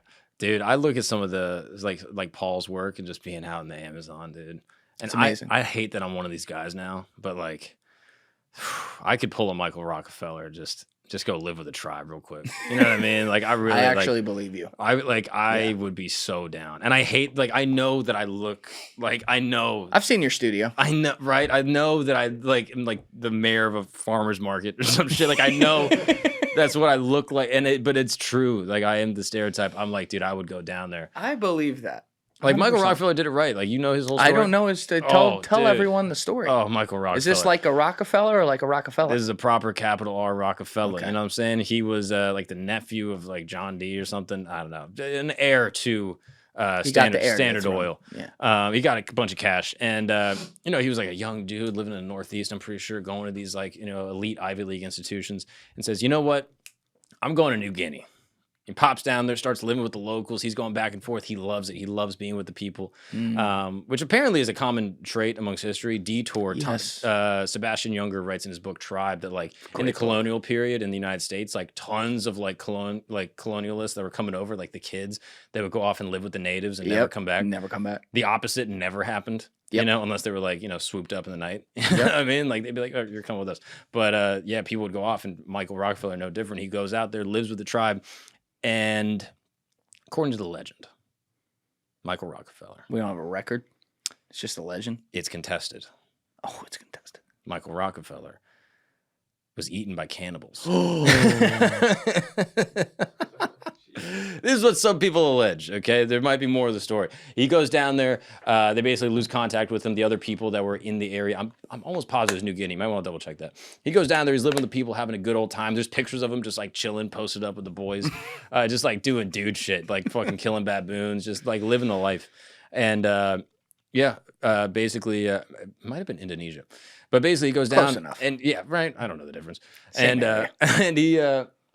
yeah, look at him, dude. He's in New Guinea. Like, oh, go to that picture in the middle, right below that one, dude. Oh, no. That dude looks like he's about to eat him. This is the last known photo of Michael Rockefeller. He got eaten. Yeah. So I think what is alleged by the people that were around him at the time is that they were on a raft and... Well, yeah. he does, you know, he looks like... Yeah. So... I'll leave that there. He basically is like, yeah, I'm gonna go. He's on this raft. They like lose their oar or something, and he's like, yo, I can see the land. It's not far. I'm just gonna pop off and swim over, and then I'll get some help, and then be able to pull you guys in. Don't worry. Yeah, and we won't. Sun's going down, and I think the people that were on the boat with him were not able to confirm whether or not he made it to land. So some people suspect that he drowned. Some people suspect he made it to land. Maybe got caught up in a bad little situation. You know what I mean? The gang pulled up on him. That is the face of a man who says you're going to mysteriously drown later, because that's what the story's going to be. Yeah. Yeah, dude. It's a tough look. I mean, he's got a hat. I don't even know what that... It's like a fez. It might be Moroccan. He is looking at him like fucking Hannibal Lecter looking at the guard. Yeah, it's not... But he need to know how to smile. They don't know what cameras are. You know what I mean? Like, they're like, smile. They're like, what's a smile? We don't know how to say cheese. Well, that's a cheese right there. They don't even have cheese. I don't even know if they had goats and shit. Like that's a cheese. They've never seen cheese in their life. And so he's just down there. And this is where the story gets even crazier. Some people think that he didn't drown. Some people think he wasn't eaten by cannibals. Some people believe that he spent the rest of his life assimilated and living amongst the tribespeople. That guy? He's whiter than the middle of an Oreo. So click the photo right to the right there. So this was a photo that was taken in like the 70s. I'm sorry, the one above that one. This one was taken in the 70s that basically showed a bunch of the people from the region, the people group that he was living with. And they have a photograph. And as you can see on the right side there. Oh, shit. They think that's him? Some people suspect that that's Michael Rockefeller. But he's wearing like human clothes. He wouldn't still be wearing those. He'd be wearing like a net or some shit. Human clothes is crazy, bro. You know what I mean? But no, he's fully butt ass. He's naked. Oh, it's not the one on the left. That's the one on the right. Good And God. I was like, he looks like fucking Steve Irwin. What are we talking about? No, Yeah. no, Oh, no wait, wonder this guy can't yeah. read a book, bro. Wait, He's like, hold on. It 3 could- pages in, he's like, who's Khaleesi? The fuck? Hey, listen. It could be a one is not like the other situation, or the lighting of the sun could be shining in such a way that it goes from like, dark roast coffee to like mocha latte type So I'm deal. saying, he might be a light skin. You know what I mean? Yeah. It might be a little Chris Brown situation. We don't know. Could be. We don't know. We don't know what that is. But people have suspected that perhaps Michael Rockefeller has gone off to live with the locals. My dream. Well, I would imagine if the Rockefellers find that out, they'd tell everyone he drowned. They wouldn't want anyone to know that. So I'm saying, it's like, bro, we're America's royal family. You know what I mean? We are like the proper, we're the boys. And then one of our sons just dips. That's not a good look. Dips. You know what I mean? Why can't he just do what American royals do now? Just like crack and bang hookers, put it on a That's right. laptop. You It's know so what I mean? easy. That's what you're supposed to do. You ever seen that meme of like nobody, and then it says Hunter Biden whenever he's going to do something illegal, and it's a guy with like 50 million GoPros on his head. But I will say, in defense of Hunter, a couple things. One, that's how I want my president's kid. I don't need the president being a good dad. I don't need him going to all the softball games. I don't need him to be in there for basketball. I need him to be running the country, okay? I need you making policy, pushing America forward, take over the world, do syphilis experiments, whatever you got to do. Charisma. Okay? Whatever you need. Don't be taking care of your kids. You got to take care of us. This paternalism can't go to your actual family. It's got to go to the people, the citizens. So first off, maybe Biden's a goat, all right? If his son is cracked out, it's like, all right, he did something right. Secondly, if you had to get a beer with any of the president's kids, tell me you're not picking Hunter Biden first. He's towards the top of the list, if not the top. So I'm saying he's an artist. He's a cool artist. He knows how to party. He's got the plug. Does crack. He's doing crack. It's fire, dude. Dude, have you ever heard an Irish person say crack? Actually, yeah, because my buddy Joey Deef and Matt Ferrara had a show that they called Good Crack. It's hilarious. Back in the day, and it was based on Irish people saying the word crack, but I can't remember what it sounds like in my head. Yeah, it's literally like crack or crake is what they'll say, like crack. Crake. And they'll say like, yeah, what's the crack? And it literally means like, what's up? What's going on? What's good? Yeah, exactly. And it's like just for like a good time. So my buddy Jason, Irish dude, living in Mexico, takes a Greyhound from Mexico to New York City. That sounds like the worst decision of all time. Crazy, right? You're like, I'd take a Greyhound from New York City to Atlantic City. I want to kill myself. it's insane. He did like 4 days on this Greyhound. It's just him and a bunch of Mexican dudes just on this Greyhound. They're getting to the border. They got to do border patrol. It takes like 10 hours. They got to check everyone's papers, IDs, passports, everything. And they ask him, they're like, the fuck are you doing? Like, oh, I'm just going to New York City. And they're like, why are you? Get him off the bus. Yeah. They're like, what? They're like, are you the foreman? Like, what is going on? And they're like, no. I'm just here. I'm Irish, but I'm living in Mexico. And I Mike, wanna we go see got New York." one. Yeah, literally. And they say, why are you taking the bus? And he goes, for the crack. And they go, yeah, you're going to come with us. He literally said it like not thinking, like absent-minded, just on some Irish shit. Like, yeah, for the good times, for the crack. And they're like, yeah, so what's in your bag? Get the dogs out. Who are you? And he got detained for a while. Then they sent him up. They're like, all right, he's just dumb. It's all good. Just doesn't know English. That's fine. Yeah, I remember my buddies Mike Spear and Quinn, and then this other kid Ty, who grew up with Mike, decided to take a road trip to Montreal, like right when we graduated college. And Ty was Spear's friend growing up. People know Spear from the show here. But Spear and Quinn were two guys in our crew in college who were like diametrically opposite. Spear was like a God, guns, and country fucking conservative football lineman. Quinn was like a fucking hippie who lived on communes and, talked about socialism and shit like that. And somehow they were friends. So then Ty who's Spear's friend, is like a way more politically incorrect South Jersey, like trashy Italian, like I'm gonna throw this all in your face, all the Democrats are evil kind of guy, whatever. So they go on this trip, and they're gonna go have fun. I'm not gonna say what they were gonna do. They were gonna go have fun. And so they get to the fucking border in like a beat up fucking Spear drove like the shittiest car.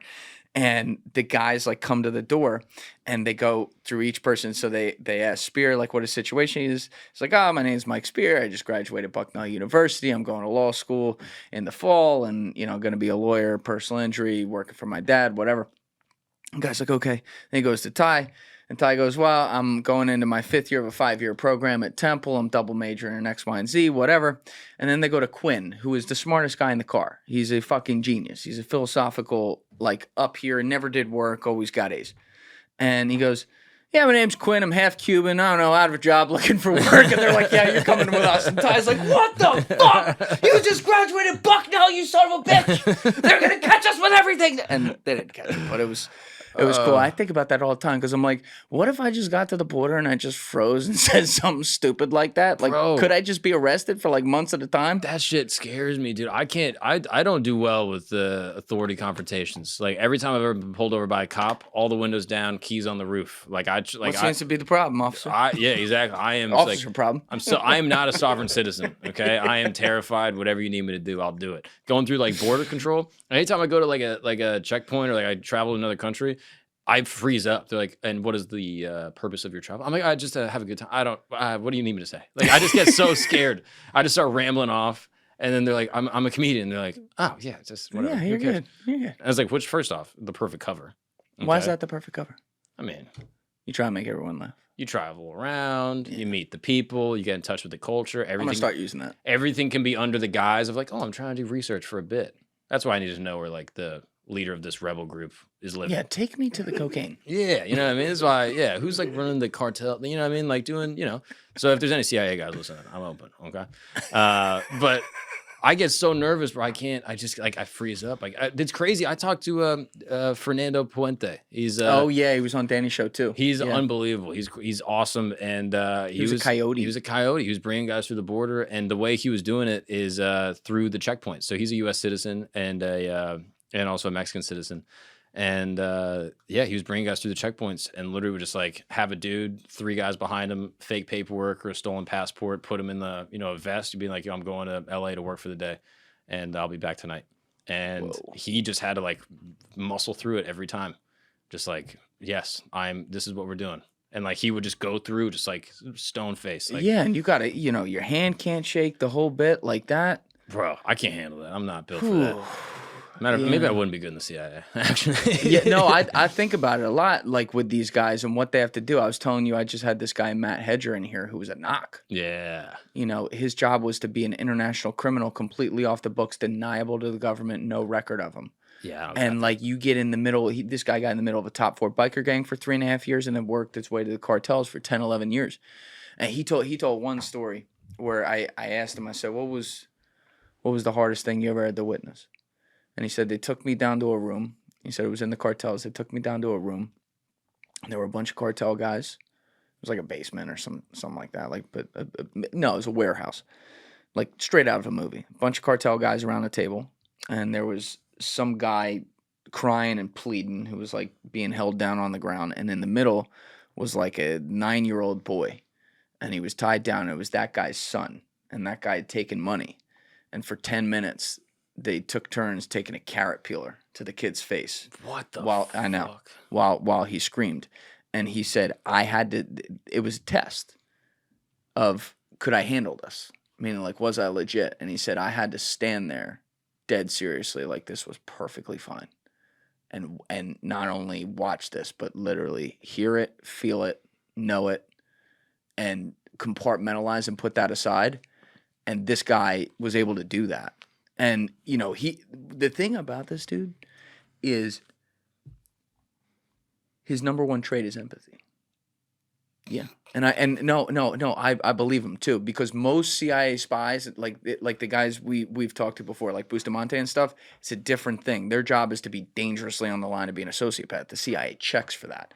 But when you're going to go do something like this, that's that deep cover or whatever, for whatever reason, like that's not necessarily, he explained it on the podcast, but that's not necessarily what they're looking for. They're looking for someone who can really make a relationship with some of these dangerous people that they're going to work with. But they have to compartmentalize the fact that they're doing that, and they can't then assume that that person is now a good person because they're their friend. So it's like this weird backhanded empathy. But someone with that skill had to then stand there for something like that and say, don't break, don't break, don't break. Yeah, dude. Not I. I couldn't do that. Bro, ever. It's insane. Yeah, it's like, I don't know, I just get I get anxious. Yeah, I don't I do do. that. I said, did you have a plan if they handed you the peeler? And he said, yeah. He said he had a way of getting out of it. Which was? Did he say? Yeah, what did he say, Leslie? Do you remember? I think he was like, what you guys were discussing, being like, he was gonna be like, what are we doing? Like, you know, you already discussed this, and he's like, well, This did we isn't what I discuss do. This? This is what I do, and he's like, we discussed this already. What do you mean? You want to get in trouble now with the boss? Like he made it sound like you're gonna put heat on them, and then it was like, oh, okay, back off. But he was like really good in character Yes. immediately. Yeah. So I asked him at one point to get into character because I said this guy's so unassuming and laid back, shy, almost like out there a little bit, and talks slow and low, and you got to pull from him. So I said, what was your character like? Did he talk like you? And he goes, no, he talked faster and louder. And then I said, all right, let's turn it on. And he got like kind of nervous for like 30 seconds. He like leaned forward with the mic, and he's like, oh, okay. Like, you know, what's the situation? And I just thought of something. I'm like, all right, I am a cartel middleman. I'm responsible for shipping product once it gets over the border, getting it to its final destination. I told you there was going to be like 20, 30 kilos, or you told me there was going to be 20, 30 kilos or something. There wasn't, and I'm pissed off. And I was like, in the moment, I'm like, I can't put it on the Mexican accent. I got to make this. So I like just kept it high level and like stayed out of it myself. And he like took a second and then immediately got into character, started talking loud and faster, but controlled, not like trying too hard. And one of the things he had said shortly before that is I said, how would you get guys like when they're really threatening you with something on a very specific thing that's a problem, how would you get them off of it so that they weren't thinking about that anymore? He's like, I'd immediately come up with a bigger problem. And I forget my wife does that. She will. No, she does that a lot. Yeah. Like she'll be late, but I didn't do the dishwasher. So it's like, all right, like who's really at fault? You know what I mean? Yeah, but that's just your wife. Like this is high stakes life or death situation where if you don't think it's life or death for me? Yeah. You think I should just a walk in the park? I don't think Mrs. Gagnon's walking around with a fucking steak knife to stab you. You're bringing the bread home. You got to take care of the kid. Yeah, that's fair. You know? That's a good point. She's financially savvy. Yeah, exactly. We have a mutual interest. Yeah. No, that's a Whereas good point. these guys, they can slice your head off and replace you the next day. Yeah. So the way he did it immediately, like I got into character for a second, like, oh yeah, no, that is a huge problem. I'm like, wait, fuck, he did it to me. It's crazy. Wow. Like, yeah, no, these guys are good. I talked to this dude, Bob Hamer, that went undercover. Bob Hamer. He was Let's pull it up. FBI guy. Give that a shout out. Went undercover. Is this the pedophile guy? Yeah. Dude. He took down like a whole group of pedophiles. And he was like, I went in like undercover to like join this group and see what they're all about. Was it like NAMBLA, literally? Yeah, that was the organization. And he literally infiltrated like probably the worst people on the face of the planet. Like just he's the worst. He's great, but the people obviously that he's infiltrated are like the worst. And he's like, yeah, I had to go undercover. He's like, I wrote for like their journal. You know what I mean? And like, what do you mean? Oh, like their newspaper kind of? Yeah, because like the organization functions the way he was explaining is he's like, this organization functions where like they're trying to like be a legit organization that's trying to like pass laws, you know what I mean, to like make it so that what they're doing isn't illegal. Like maps, that kind of type thing. shit. Yeah. It's like fucking disgusting. Psychopath shit where they're like trying to be like, no, it's fine, and actually they wanted that. It's like it's disgusting. And he was like, it was the toughest job I ever had to do. I went in. And like they're not doing anything illegal at the parties, you know what I mean? They're just talking about like the legislation. They're trying to get guys out that were a part of the group that went to prison for literal pedophilia. It's like crazy. And he went in and like got into the group for probably like a couple years, and then set up a sting where he kind of like arranged for a few of them to like go to like a meeting to like meet a boy. And then they crossed state lines, so it became a federal case. And then they were able to arrest, I think, like 10 of the members or something like that. You've had this guy on a few times. I haven't seen those episodes. I keep seeing it. Like it's one of those things where I look at the thumbnail. I'm like, not right now. Yeah. I'm like, I like this because that the whole thing makes me sick. Yeah. But how? So this guy, 2 years, you said? Something like that. I don't remember the exact timeline, but it was a long period of time. So did he ever get into situations where he was nervous that they were gonna make him like try to meet a boy or something like that? Not necessarily, because they had been infiltrated by cover agents before. And so they were like very careful. Like whenever they were like in the groups, is the way he explained it. They actually said in one of the meetings, they were like, we've been infiltrated before. As a matter of fact, we had an agent that was sitting right there. And they pointed to the chair that he was in while he's wearing a wire. And he was like, oh. And they didn't know that he was a undercover. And yeah, he went through and like assimilated with these guys. And then he said it was like, I wanted to, put their head through the wall multiple occasions. Like they would say stuff and he'd be like, this is reprehensible. He had children himself, like young kids at the time. He was like, I wanted to go in and just like fucking crack their heads. He's like, it was all the restraint. How did he become that guy? Like because he has to turn on the attitudes where he's talking about it like he said at the time he was working that case, he was working a cartel case, and he was working a Chinese crime syndicate case. And anytime the phone would ring, he had to like put on a different accent. Fucking Daniel Day-Lewis out here. here. Literally, dude. It was crazy. He was like just like doing character work. And he said it was like one of the worst cases he ever dealt with, but like one of the ones he's most proud of because he got, potentially some of the worst guys on the planet. Like you take down like a Chinese crime syndicate and it's like these guys are, selling drugs in America, shipping them in, and they're trying to make money. You know what I mean? And sure, they're giving people drugs that are bad. They're laced with shit. People are dying. That's obviously terrible. But something about, obviously what these guys are doing, these NAMBLA guys, and just like the, how reprehensible it is and how evil it is. He's like, that was the thing I was like really proud of. So it sounds to me like Jim DiOrio, who I've had on a bunch, spent 11 years on and off undercover, and he describes there's different aspects of being undercover within the FBI. There's ones where you're a character actor, and there's ones where you're the fucking main actor. So he said there's ones where I had to go away for 2-3 years and live fully undercover at all times as that character. And there's other ones where I was, a recurring guest star, where like I had to come in for a meeting and they knew me as this guy who did this thing, but I think he was doing more of the latter. I think he was kind of like coming in, like when he was doing the Chinese crime stuff, he was like, he owned the warehouse that they were storing their goods. He owned the transportation company, and he was like a rich guy that was trying to like, double his money. And yeah, I can hold this stuff for you, no problem. Yeah. And then they start going across state lines and they pin him. But yeah, dude, not for me. How big is that organization, NAMBLA? Is this like international, or is it all? Did he say it was all here? I mean, he said like it's like kind of dissolved a little. It like doesn't exist in the same way. I don't know all the exact details, but I mean, I'm sure these things exist in all different capacities. I mean, the Epstein thing was, he's trafficking kids to no one. Yeah, according to the government, these files are sealed forever. Yeah, exactly. Like, and I hope that they're sealed because they're doing the work, to get these people that were part of it. But I don't know. That whole Ghislaine case that culminated back in 2021. I remember the day she got arrested towards the beginning of the pandemic. I want to say that was maybe like May 2020. Mm-hmm. Jim DiOrio, who was not with the FBI at the time, told me that day. As I called him, I said, she'll be dead within a month. And he said, I know the people who are handling her directly, the person in charge.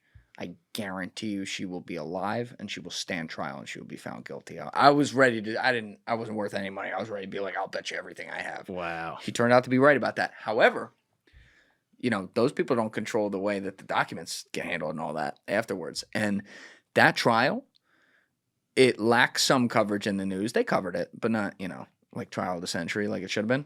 But it's in federal court, so you can't take fucking cameras in there, which is such a bullshit rule, number one. Number two, it was like during the still like COVID era. So they were using that like as an excuse with some things where, jurors were afraid of, being in there too long or whatever the fuck it was. And the judge, who's a federally appointed judge, literally ordered them to come to a conclusion and stay. I forget which days it was because there was like a weekend in the middle of it or something. And I believe, Alessi, the verdict came down. I'd almost have to check this if we can Google Ghislaine Maxwell verdict. I want to say it was December 27th, 2021. And I want to say that was a Wednesday. So it was packed in to the week after Christmas, which is the slowest media week of the year. And, 2 days ahead of the weekend and then ahead of the new year. And once the new year happens, it's already gone. And to put that also in perspective, fucking Jeffrey Epstein was found dead on a Saturday morning in August, the month that everyone is on fucking vacation and shit at the lowest news media time of the year. And I look at shit like this because the judge, they have this ruling, she gets found guilty. And then the judge is like, and by the way, all documents are sealed. And I'm like, they joke's on us, right? Yeah. And he's probably an intelligence asset, right? Like that's 100%. Like, I'm pretty sure, who was it? Acosta was like the DA in Miami when he got charged the first time when Epstein got charged in 2008, I think. And I think it was an off the record from someone else that basically said that he said, came from above me. I was told, basically stand down. It was above me. So, Which what does that mean? It's like, and then people really got on that guy, like, how dare you protect this dude? I do think sometimes, because then he became like the Department of Labor or something like that, and he had to resign. But I do think about that sometimes, and I go, if the fucking CIA walked into your room and said, you can't touch this, you're not touching it. Yeah. I don't give a fuck who you are. Yeah. I mean, you could be a marter. You know what I mean? Like, yeah, you'll be dead. Yeah, those are your options. Your family you might be dead. Pull a Thomas More. You know what I mean? Tell the King of England, like, no, you can't divorce your wife. And yeah, and it's like they knew it was bad, but sometimes, you know. Yeah. What do you think he was? I'd probably double agent or something, like working with the U.S. Like, I think he was probably just taking it from whatever. I mean, if he was getting funded by, like Wexner, I think, like a couple, American billionaires, allegedly they knew nothing that was going on. That's probably true. And so yeah, I don't know. I assume it's probably from within the U.S. The thing that I can't definitively prove, but that looks awfully strange to me, that just doesn't make sense, because I studied. I haven't looked at this in a while because I was just so deep on this case for years, just like all the layers to it and the people, and some of the content that some people were able to get, like this girl Tara Palmieri. I think she was with Politico, I want to say, and now she's with another company. But she did an amazing podcast about, I think she did one about Epstein in particularly, and then one about the Maxwells. And some of the testimony she got was insane from people.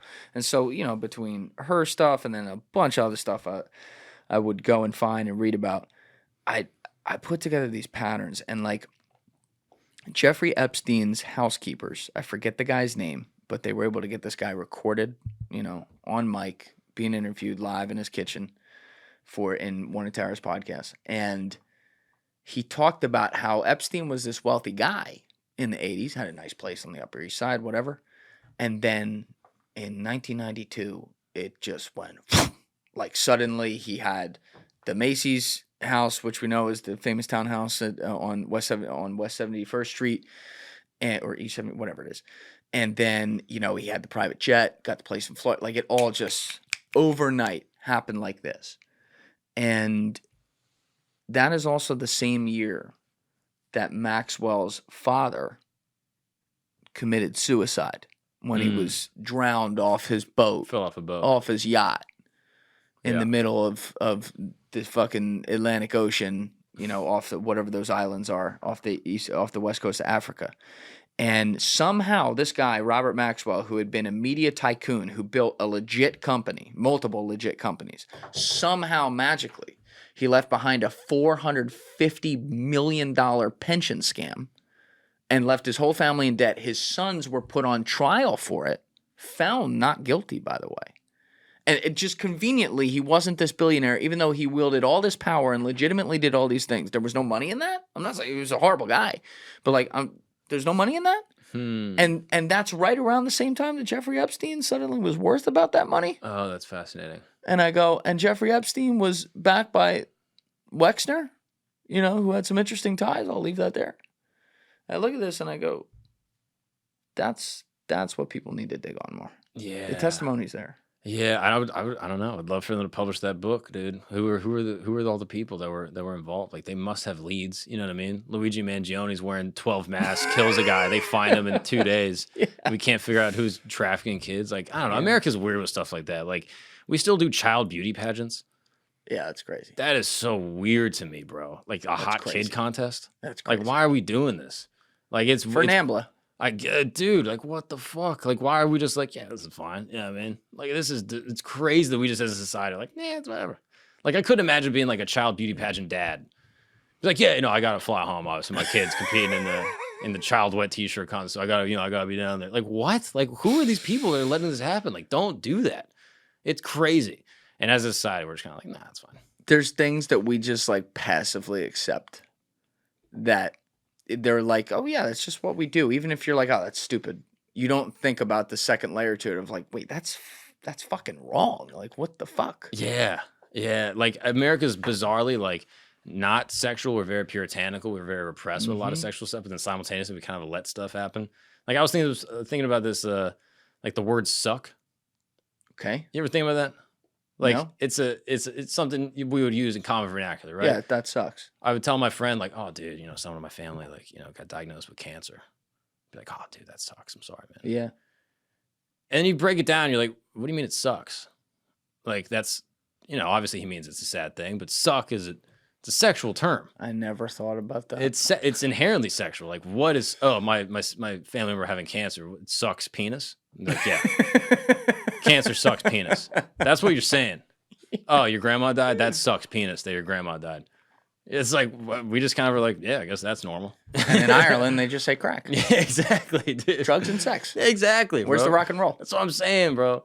Yeah, dude. That's yeah. There's little things we do all the time that we're like, yeah, I guess that's just what we say. And then sometimes that stuff like boils all on top of itself and like leads us down these roads because I straddle this line between I want us to have more freedom and more expression and things like that, but I don't want us to take advantage of it with things like sex and stuff like that to where we're like selling it to kids. Yeah. And stuff, which is exactly like you're a new father now. I'm sure you're at least thinking about this stuff even more. Yeah. I'm not even a father. I think about it all the time.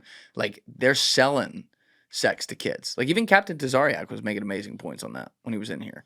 Obviously we're talking about some of the other stuff that I think's crazy, but he's going through like, I don't care what race we're talking about. Like these kids are being exposed to things and the internet's making it funny for them to be exposed to that all the time. And like, yeah, sometimes you'll look at something and you're like, that is a little funny, but then you got to think about the bigger picture of like, what are we accepting here? Yeah. No, I don't know. I go back and forth sometimes with like, I was talking to my buddy Miles about this, like the porn bans that are happening. You know what I mean? Like apparently in Florida, like, you can't go on Pornhub. Yep. Allegedly. I didn't check. I don't know if that's true. I mean, use a VPN, I guess, right? This is what I've been told. Okay. Yeah. I'm not down there in my childhood bedroom. Listen, I wasn't calling you out, but now I might. No, I'm just putting it out there. Okay. This is what someone told me. All right. But yeah, apparently like there's all these places where like, Pornhub's getting banned, like porn's getting banned. And on the one hand, you're like, this is a limitation of, freedom of speech. Like people should be allowed to consume the things they want to consume. I think this is the religious right in America that's coming through and taking the rights away from American citizens. If consenting adults want to do something and other consenting adults want to consume it, why can't they? Right. But then on the other hand, you're like, all right, like if a 14-year-old went to a gas station and tried to buy like, a Playboy, the guy at the gas station would be like, no way. Or pay me double. They'd probably say pay me double. They'd probably be like, yeah, give me $30. You can have a kid, whatever. But like, here's some Marlboro Reds. Yeah, exactly. I'd be like, yeah, thank you. But they say no. They'd be like, no, you can't do that. And so, but if it's on the internet, then everyone's like, yeah, no, it's fine. So I don't know. I go back and forth. I'm like, I think like, I don't know, the way people are, the access that kids have specifically, but I think all people, some of the stuff that's on the internet, I'm a little bit like, ugh. I don't know if we should be seeing all this. It's like where our democracy can be used against itself. Like you look at China, right? I don't like the CCP. I don't like communism. They're a totalitarian regime. There's so pretty political. Much, you get so political on this show, dude. It is what this it guy's is. saying he doesn't like communism. I don't like communism at all. That's why I don't like the fucking Washington Commanders. They're the fucking commies. It's code word. Anyway, what's this drape behind you? What color is that, huh? Listen, he's got a giant Chinese flag. It's burgundy. It's a giant Chinese. My mom bought it. You can't see. There's stars in the corner. My mom bought it. I can tell camera. You, she doesn't like communists. It's a giant Chinese flag. The people at home don't know. You're lying. Leslie, you've met my mom. She doesn't like communists, right? I don't think so. Okay, good. She's a McCarthyist, big time. I mean, not quite, but probably not too far. She's off. snitching on the neighbors. Nah, she's cool. Goes to a Chinese restaurant. She's like, hold on, think we got him. She's the one ordering Chinese at two different restaurants and holding the phones together. Oh, dude, I love those, bro. Have you seen the dude? There's like this black dude that goes in these Chinese restaurants and speaks perfect Mandarin. No. Oh, it's the best, bro. I love watching his videos. It's like my dream, like my literal dream, to like go into a Chinese restaurant and then just start. They just look at him like, oh, bro, it's great. They think it's like they think he's Chris Angel, bro. Like they're like, bro, like that's like the people are coming out, everyone's running around. They're like calling their grandmas. They're like, whoa, like people are dying. There's Chinese women dying in the place just seeing this guy speak Mandarin. They can't handle it. It's awesome. It's like that's my dream. What's this guy's name? I don't even remember. Black guy speaking Mandarin. There's a bunch of guys that do this. Oh, there's a bunch of guys that do it. I mean, handful. Out of the loop. There's a handful. I don't know if I think we're probably maybe double digits. Yeah. What I was saying though, in all seriousness, is that you have this double standard where they can be a bad regime, totalitarianism, and all that, but they can also use certain things to their advantage. For example, they can make their TikTok feeds for their kids turn off at 9 p.m. because they don't have free speech, and also make sure it's all science videos and learning videos, and then make sure that our TikTok feed here is open 24 motherfucking 7 because we're a democracy, freedom of speech, and we're free and open, and make sure those kids are looking at titties all day. Yeah. You know, like dumbing down their minds. Yeah. And that's where it gets weird because, like, you want to stop these kinds of things, but hypothetically, maybe in order to stop those kinds of things, you have to infringe on rights. Now, I've always thought of it like, and maybe some lawyers in the comments can really chew me up on this, but should there be full freedom of speech prior to age 18?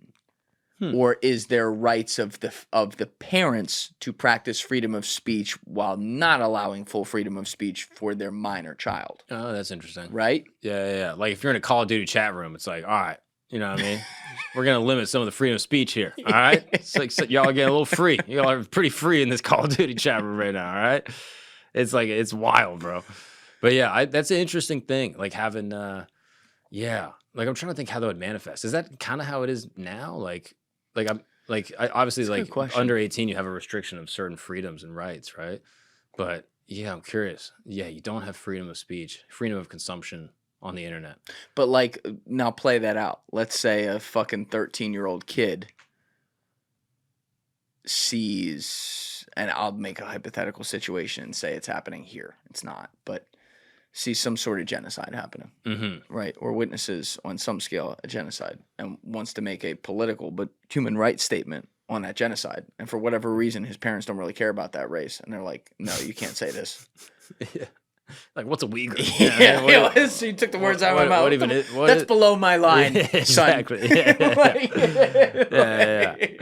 You know, it gets weird, like if you play it out. But if the kid just, you know, wants to say there's no such thing as fucking 10 genders, and his dad just got done a 12-hour shift and said, shut the fuck up, no son of mine saying that. Yeah. You know. And people be like, oh, it's infringing. Yeah. Yeah, I don't know. I think you gotta just like try to let kids be kids as long as you can. Yeah. Don't let them get too. I mean, I remember being 14, going to facesofdeath.com. Facesofdeath.com. Yeah, it was like don't do that, dude. It was just like I don't even know if I should say it. It was just like a website you could see people die, and it was like a guy that did fireworks and the firework exploded in his hand, and it's like just got pictures of his hand exploded. Is this like Run the Gauntlet? What is that? Yeah, it's like Run the Gauntlet. Okay. Do you remember? Like very similar. It's insane. Like, yeah, tell them what Run the Gauntlet was, Alessi. You've done it before. Run the Gauntlet is the one where you go on there and essentially it goes more and more extreme. So it starts off with something very simple, like maybe some guy eating his own crap.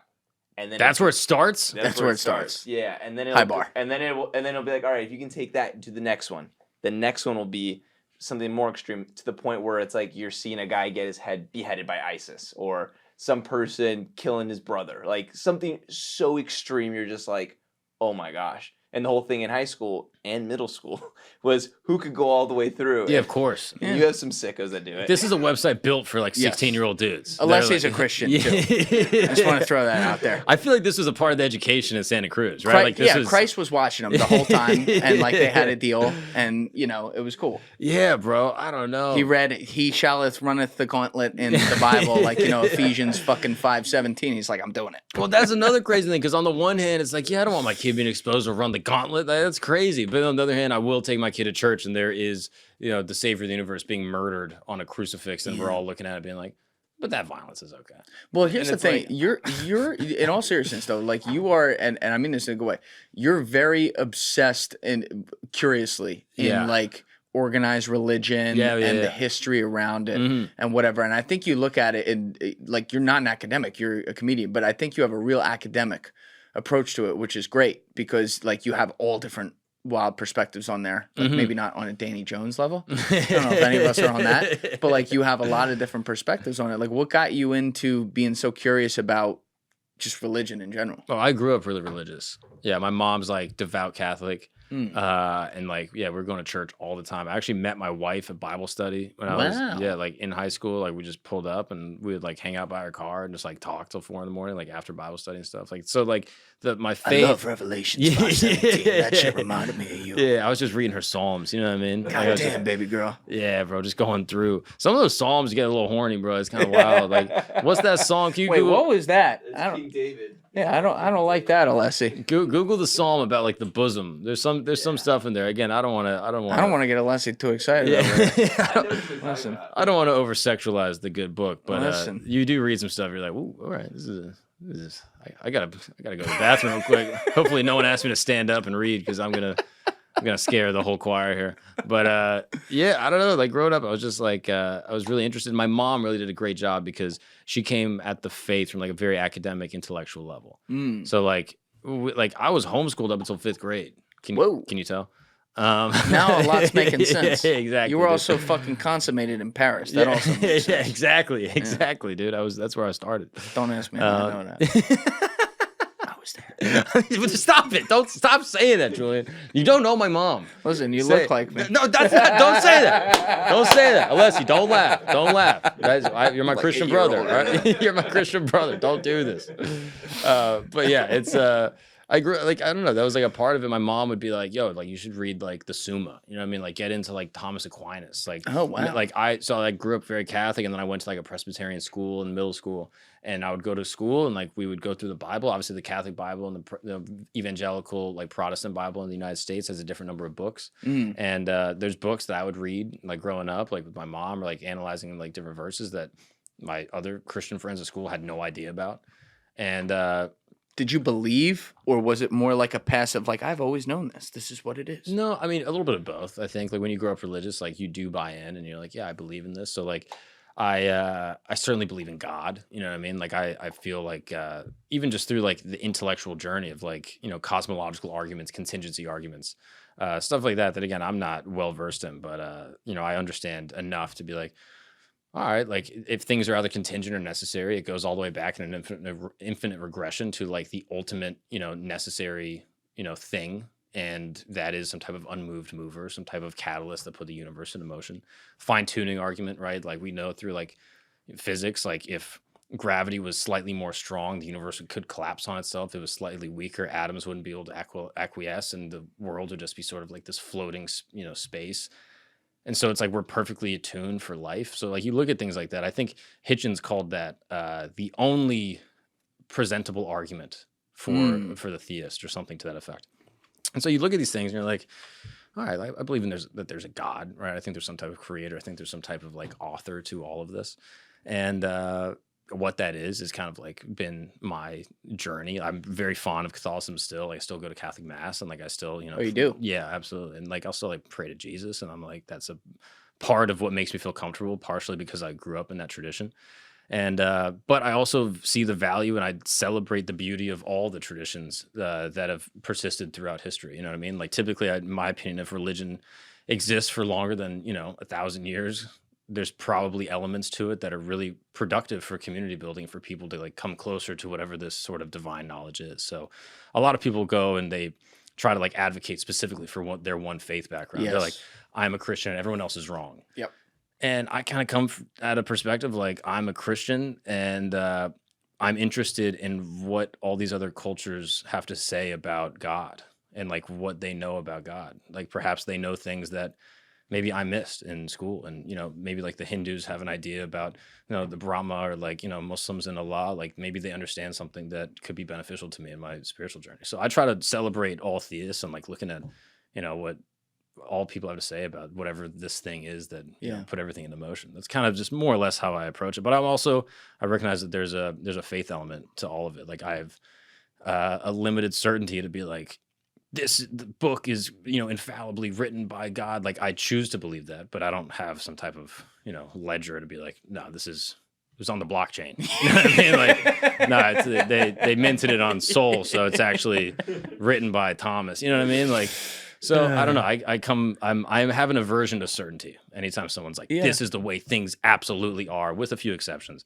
And I'm open to other perspectives as much as I can. I think that's a beautiful way to look at it, because on the one hand, you still have faith that something greater than us, a higher power, exists, which is really important just at a base level. You also happen to buy into and believe aspects of like the faith you were raised in and use that for good, and like that gives you some peace. But you're open-minded on all the other things that are presented because all these historical texts are written by men, which means there is good and bad. There's mistakes and there's possibly pieces of truth, and it could be interspersed among them. Like this religion knows a little more about this thing, that one knows a little more about this thing, and maybe when you put all those pieces together, kind of like the Bruce Lee quote, like discard what is good, take what is, or discard what is bad, take what is good. You know, you can get closer to wherever that truth is. But at the end of the day, like, no matter what evidence you collect about the things that we can't know that exist in a higher realm, none of us know until it's over and it goes out. Yeah, and so you have to live your life, even as much as you accrue all this evidence to, like, I don't know, be interested in it and try to give yourself some peace. You still have to live your life with the chaotic thought of knowing when it turns out you don't officially know how it's going to go. Yeah, exactly. And I'm comforted by the idea of there being a God. It's something that I am fond of, and like almost on a, you know, like giving into like this Pascalian idea that like it's better to believe and be wrong than to not believe and you know, be wrong. So yeah, I just choose to say like, yeah, I would live my life this way. And again, I think perhaps if there is no divine creator, if there was some type of infinite universe, or maybe there's a, you know, some type of collapse of, you know, the universe that existed before us that created this universe, whatever that is, you know, I think still the tenets of all these major faiths, which have a ton of overlap, I think still create a really beneficial way to live, right? Like treat your neighbor as yourself. I think like the story of the Christ as it's portrayed in the Gospels, you know, as a, even if it's just from a secular perspective, I think that story is one of the most like profound stories of humankind. Yeah. Like it is like the ultimate way that people could be, like sacrificing yourself for the people that you love, like constantly giving of yourself, like being wise, hanging with the disenfranchised and the impoverished and trying to help them. I think like it's a tenet that exists through all faiths that, you know, I think all people could and should be living that way. 100%. It's like, I don't like the people who, and it's not a lot of people who do this. Most people I see use their faith for good, which is a really promising thing. But then you get those people, you get the worst people who are like power brokers who use it for power and it's all fake, right? Sure. We all know what that looks like. That's human history. But then you get the people who are like, no, you have to believe what I believe because I know and my faith makes me know. And therefore, like if you don't, like you're damned to whatever their religion believes is hell or whatever. Mm-hmm. And I don't like that. But on the other hand, the people that then maybe rebel against that and then call out a story of like someone like Jesus and try to act like fuck that, like it's all bullshit and who get, it's like, dude, I look at say we know he's a historical character, we know he did a lot of great things, you can't prove all of it, but like I look at a dude like that, I'm like, seems like a pretty fucking good guy, seems like someone that, you know, you might want to take some example from. Yeah, you know, there's also there's this theory I love called the IMU theory. You ever hear this? I feel like I've heard you talk about this actually. Maybe I've talked about it before. But I've told on some podcasts. It's this guy, Charlie Rocket, came up with it. So Charlie Rocket that's a real name? Yeah, his name's Charlie Jabali, but his name's like Charlie Rocket. I love this. Dude, he was like a fat kid in his mom's basement, self-described, where, you know, he lived right outside of Atlanta and he was obsessed with hip-hop. This little fat white kid. And so he built a makeshift studio down there and he would invite these local acts, you know, to come through, like unknown guys. And so one time he invites this dude over. He was unknown. They hit it off. He says, I'll be your manager. I guess he was like a teenager or something. Turns out the guy's 2 Chainz. The rest is history. You know, Charlie makes it. And so Charlie is kind of became like an inspirational dude. And he, you know, battles he looks a lot better than he used to, but he constantly battles his weight and talks about that publicly and, you know, goes out and inspires people and things. Like, seems like a really good guy. But, you know, he came up with this theory, gave it on the Ed Milet show back in 2019, where basically it started with him sitting alone in a room and wondering who the highest grossing superhero of all time was. He's like, who made the most money across comic books, movies, whatever? And he's thinking it's going to be Batman, Superman, and it turns out it's Spider-Man. He's like, what the fuck? And why is it Spider-Man? And he starts thinking about it. He's like, all right.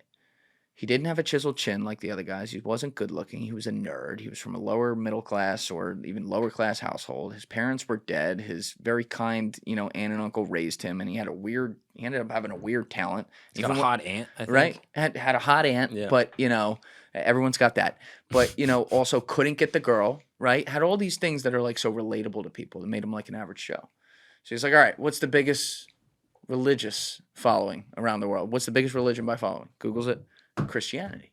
And that's why he gets to Jesus. And he goes, all right, walks around in basic robes. He's a carpenter, respects his parents, doesn't have a fuck ton of followers, walks around with like 12 of them, is friends with the poor, heals the sick, is humble, you know, the whole bit. If he had been riding around on a white horse with shining armor during his life, perhaps he would have been this famous influencer of his time. But in reality, you know, he died for everyone's sins and later was respected for all the things that we just laid out. It's like, holy shit. If this works with Jesus, if it works with fucking Spider-Man, if it works with a corporation now, we're really onto something. So he's like, who's the most famous company ever? It's Apple. We all, you know, we all got the iPhone in our pocket. He goes, who founded Apple? Steve Jobs. It's like Steve Jobs was the first guy to say, fuck the suit. He wore a beard. He looked like your dad. And in a world where everyone named technology fucking Inspiron 5000 or Windex 45 or whatever the fuck they called it, he named it Lisa, iPod, iPhone. He named it after you, right? And then he looked at sports and he goes, who's the biggest megastar of all time? Michael fucking Jordan. He's like, it's not LeBron's fault. It's not Kobe's fault, but Kobe's the Mamba. He's not like you. You know, no disrespect. Like, that's just what he was. He's Superman. Yeah. And LeBron is a genetic specimen. He was the king when he was 14. He was anointed, expected to come up and do what he did. That's not his fault. But Michael Jordan got cut from his high school basketball team. He was the scrawny kid that wasn't big enough. He was never going to be good enough. Goes to college, wins the national title, still drafted behind Sam Bowie. Can't win the first 6 years. Finally gets it done. Wins 3 straight. Dad gets shot and killed. Leaves it behind. Publicly embarrasses himself playing baseball because he wasn't good at it. And then comes back and wins 3 more. There's like a relatability to that story. So like bringing it back to like the Jesus one, because that's the religious figure, there's such a relatability to that guy that whether or not you believe in him, you know, or believe in the story, the example you can get from that is so great, especially when we live in a world that goes completely against the paradigm of the IMU theory. Everyone goes online and they want to worship the things they have or the things that they pretend to have and say, I'm better than you, I'm better than you, I'm not like you, I'm not like you. When in reality, all the people in history we most gravitate towards are the ones who say, I'm just like you, and you can be too. Yeah. And that's something to aspire to. Yeah, yeah, and kind of revealing their imperfections and their vulnerabilities. Absolutely. Yeah, and I don't know. I think that's a great way to look at it, like through the Christian lens. Like I think there's so many lessons you can glean from Christ, right? Like according to Christian theology, he was God but became man, and like lived as a man, lived as us, lived as humankind for humankind. Yeah. And you read that and you're like, wow, that's like admirable. And if you believe in the theological component of it, it's even more admirable that God would sort of render himself to the brutality and grossness of, human nature and the animalisticness of what it means to be human. Like it really paints a picture, and you can see why so many Christians jump onto it. And it's not only Christianity that has amazing, moments. Like, oh yeah. This is why I get frustrated when I hear people be like, oh, Islam is a violent religion. I'm like, I know Muslims, and they're some of the most devout, kind people I know. Like they will truly 100%. The shirt off your back. Like they're disciplined, they're devout. Like you'll meet way more Christians that are like, yeah, I like God, but like, I bang, chicks all the time, and I'm doing drugs and I'm drinking and I'm just, whatever. Like it's rare you'll meet like a Muslim that's like going to the mosque and meeting with his imam that's like philandering. You know what I mean? Like he's not cheating on his wife. Like the Muslims I know, like again, sure, there's maybe bad Muslims out there on both like a superficial level, but then obviously on a violent level, of course. But generally speaking, I think of the Muslims in the world, there's millions, maybe approaching billions. The vast majority are good people. Hindus, same way. 100%. Jews, same way. Mormons, bro. I love Mormons.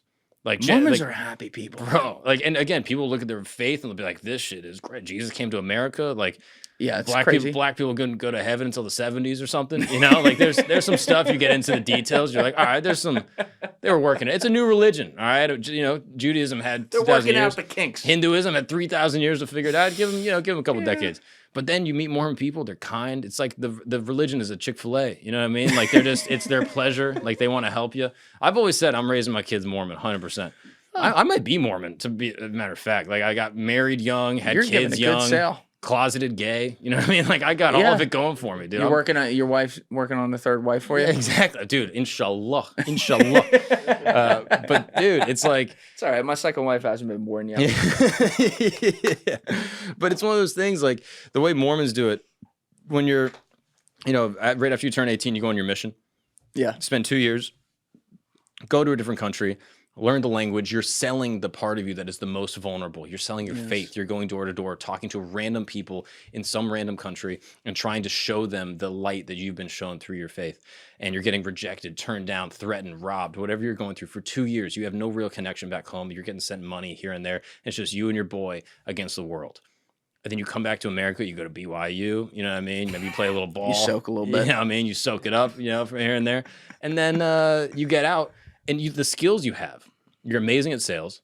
You are very competent with other cultures and other people. You speak now another language that might be completely fringe. You know what I mean? Like I knew a dude, did a Mormon mission for 2 years, came back, spoke fluent Portuguese. He was in Sao Paulo, and then comes back, speaks fluent Portuguese, super sharp, college educated, ended up being the head of a multinational corporation liaising shipments between the United States and Brazil, and made a grip. I knew another dude did the same thing with Mandarin. He was living in China doing the same exact thing. Now It sounds like an intel operation. Now a lot of these guys become intelligence assets. Yeah. There's actually a famous case, bro. You might be able to pull this up. This is a hilarious honeypot, dude.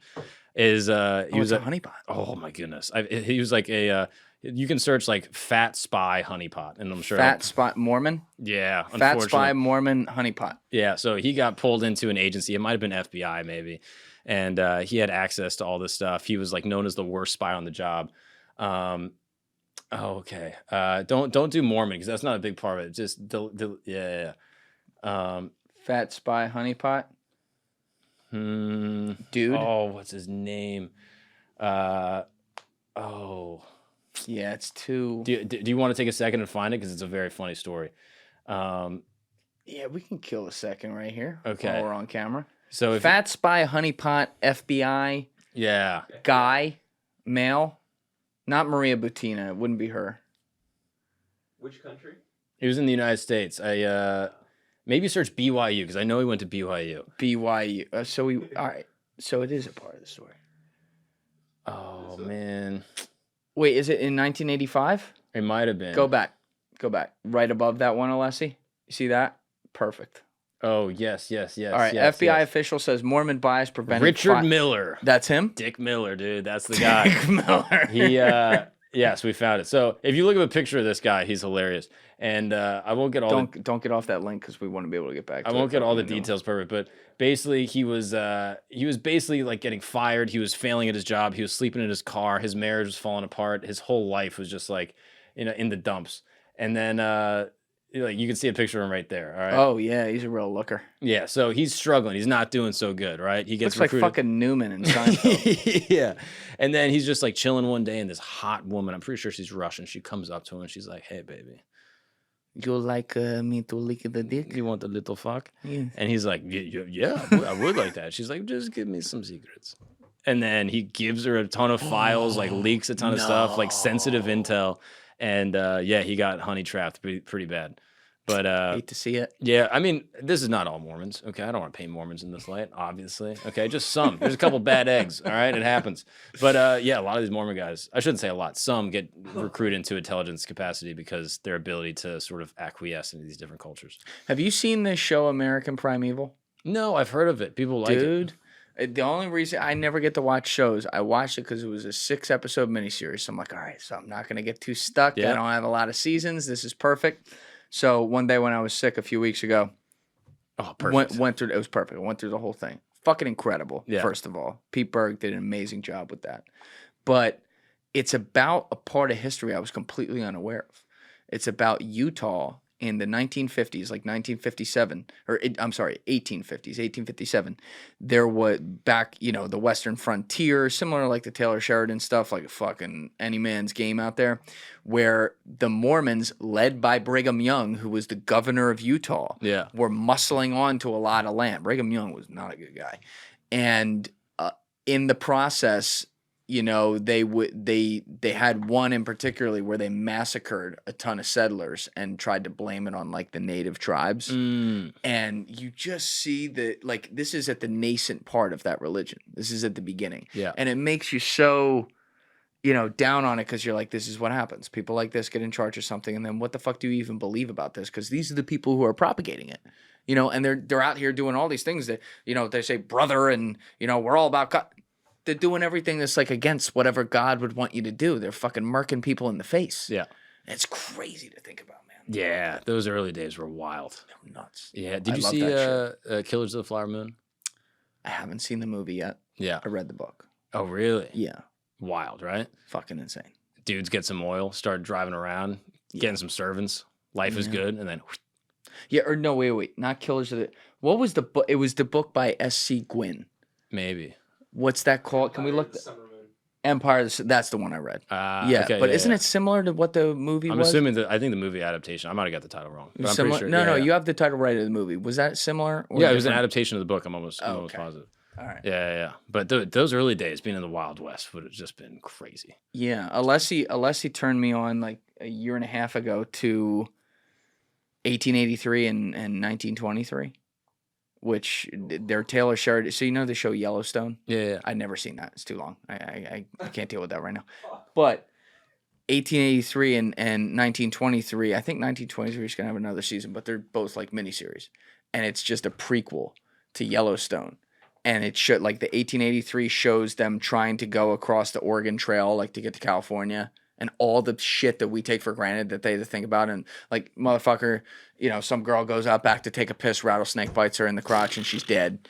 You know, like, shit like this. It's crazy. And it's just like, oh, she's dead. Yeah. You know? Yeah. And then in 1923, you think, oh, we're in the 1900s now. Nope, they're still on horses getting murked out in the woods. Yeah. And you're like, this is not that long ago. Oh, dude. I mean, the speed of the technology is just so crazy. It's crazy, but also like America was so untapped for so long, and you wonder about what's still here that's still untapped that we don't think about. Oh, dude. Well, going back to the Mormons, they probably got a little piece of that. I'm pretty sure the Mormons are the largest landowners. Like the Mormon Church is the largest landowners in the United States outside of the federal government.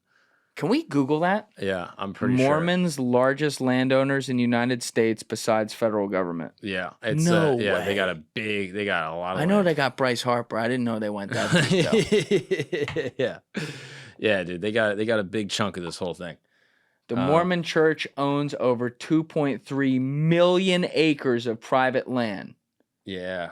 Okay. According to 2022, LDS is the nation's 5th largest. All right, yeah, click that. Post regular. That looks like a real straight shooter. All right, new database shows how. Oh, all right, okay. From thousands of acres of farmlands to thousands of places of worship, and from shiny commercial enclaves and urban centers to flowing fields and they got commercial centers in swelling suburbs. A newly released list shows the Church of Jesus Christ Latter-day Saints. They want us to say it that way, by the way. Yeah. Like Nick Shirley was in here. He's a Mormon. He's like, well, we like to call it Jesus Christ, whatever the fuck that is. LDS. And I'm like, no. LDS. You're a Mormon. It's quick. It's Anyway, quick. yeah, Mormon's way easier. All right, so it may be no surprise that a growing pioneer church with millions of members and devoted to acquiring land, cultivating crops, erecting temples, and building Zion would today hold vast expenses of property. Still, the sheer scope of church-held domestic real estate yields mind-stretching numbers, and the findings emerge when many Latter-day Saints and church observers are already agog at other recently reported multi-billion-dollar figures within the faith. Who are the top 5? I'm gonna guess like McDonald's or Walmart. Top or 5 what is it? Private landowners? Yeah. Top 5 private landowners in the United States. Can we Google that? Yeah, I'd be so curious, dude. What's your guess? I'm gonna go like Walmart's probably got a little piece. I'm gonna say like McDonald's. Bill Gates. Yeah, foundation. All right.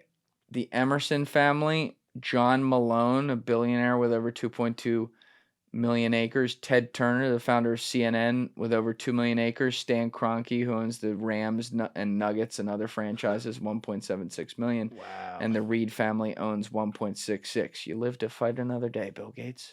Dude. All right. I wonder what Bill Gates owns that we don't know about. It's like through a little secret trust. Yeah, that's my vaccine trust. Yeah, they own some water or something. Like, why is everyone trying to buy water? Hey, don't bro? worry about it. What do y'all know that we don't got the know? water. Why do you need to get all that water? You've had some access to some powerful people, though, sitting there co-hosting Flagrant. Yeah. What was Trump like? I'll be honest, dude. He walked in, and I feel like we got 90s Trump. 90s Trump. Like the cool Trump everyone liked. You know what I mean? Like, remember in the 90s, like Trump's in like rap songs. I don't remember. I was barely alive. See? The truth comes out. He wasn't banging my mom. How about that? How about that, Alessi? This was a trap, and you've fallen into my web. No, like back in like the 90s, 2000s, like Trump's a cool guy. He's got a TV show. He's firing people with his kids. He's like chilling. He's in rap songs. He's a celebrity. Everyone loves him, right? He's known as like this eccentric billionaire, right? And then obviously he gets involved in politics and his reputation sours, as you can imagine. Rather sours and also gets way more ardent. And we got the version of him that was just like cool, amicable. He came in, dapped everyone up, said hey to everyone. His whole staff, everyone that worked with him, beautiful. They're all Barbies, the men and the women. Like, just all of them, dude. Like, he had like a social media guy, TikTok Jack, I'm pretty sure is his name. He's a legend. Just handsome. Handsome kid. Alex Brushewitz, another guy, just handsome. They're all just like studs. All the women are gorgeous. They're all Barbies, just all around. Nice racks. I mean, let me say it, dude. There was... They have work done or real? I think Natch. Speeder for comfort. I think Natch did. Okay. Yeah. And yeah, they were gorgeous. And then he was just like the man. He was like nice. He was dapping everyone up. Something happened at the very end. Basically, he was living. His kids were living in Trump Tower, I think, in like the late part of the '90s, early 2000s. Mm-hmm. And his kids are there, Eric and Don. And I'm pretty sure Michael Jackson at that point was also living there, and that Donald and Michael Jackson become close friends. And we were kind of asking him about it. And he was like, yeah, he was a really nice guy. He's, a little troubled. He was like trying to figure some stuff out. And so like we helped him out. We gave him, an apartment, and we just want to be good to him. And, he was a sweet guy. And I think, the whole Pepsi commercial thing like really affected his self-esteem. And what was the Pepsi commercial thing? This is what's so funny is that he goes, yeah, the Pepsi commercial thing kind of affected his self-esteem and just kind of, really affected his self-image. And all the guys were all standing around. We're like, everyone's like, wait, what's the Pepsi commercial? And I kind of nod my head because I know the story. And he looks at me and goes, Mark, do you know the story? And I go, yes, I do. Do you know the story? Literally. And I go, yes. And he goes, I have to leave right now. I have a very important meeting with some heads of state. I got to go. But Mark, I need you to tell them the story. And he vanished. Got swept away. Secret Service takes him off. And I was like, I was just given presidential orders to tell. I wasn't the president yet, but president electoral orders to spread the word of Michael Jackson. I was like, this is crazy. I need to know the story now. I don't know the fucking story. I was lying. I was bluffing. You think I know the story? When the president's telling you, do you know the story? You say, sir, yes, sir, whatever you need. I don't know the story. You. The guy was like, what's the story? I was like, dude, he was addicted. He's addicted to Pepsi. He was chugging. I don't know. He got diabetes. I think he died of diabetes. No, the Pepsi commercial. It's basically he was doing a Pepsi commercial. You do know it. You fuck. Comedy magic. Yeah. He was doing this Pepsi commercial, and there was a pyrotechnic thing that happened, and he got burned pretty bad. His hair catches on fire. He doesn't know he's on fire, and people are putting it out. He ends up getting like 3rd-degree severe burns, like down like his neck and back area. His hair never really regrows properly, and from that day, this is a guy that was famous since he was a child, and obviously his self-image is really important to him. There's a video here, and Michael Jackson, and his hair catches on fire. He's dancing, doesn't know it. I have seen this, and it's on fire for a long period of time. And he all of a sudden starts to feel the heat, and people run around and they start spraying. They cover him up. The most famous man in the entire universe, an icon across countries, is now burning, and they put him out. And he suffers severe burns and deals with it for the rest of his life. A lot of people suspect that it kind of what exacerbated his extreme body modification, kind of like some of the skin bleaching and stuff, the nose jobs, plastic surgery, etc. And it was that moment that was really kind of a turning point in his career that affected how people saw him, how he saw himself, especially as a performer and an entertainer. Your look is so important. And he had such an iconic look that now was tarnished for the rest of history. So crazy. I'm sharing that with you because the president forced me to say it. Like, I don't even want to say this. I don't even want to talk about this. It's personal for me, It's but I just, this is my civic duty. His cases too are very interesting too, because obviously he's accused of like the worst kinds of things we already talked about earlier. It's like, it makes you sick.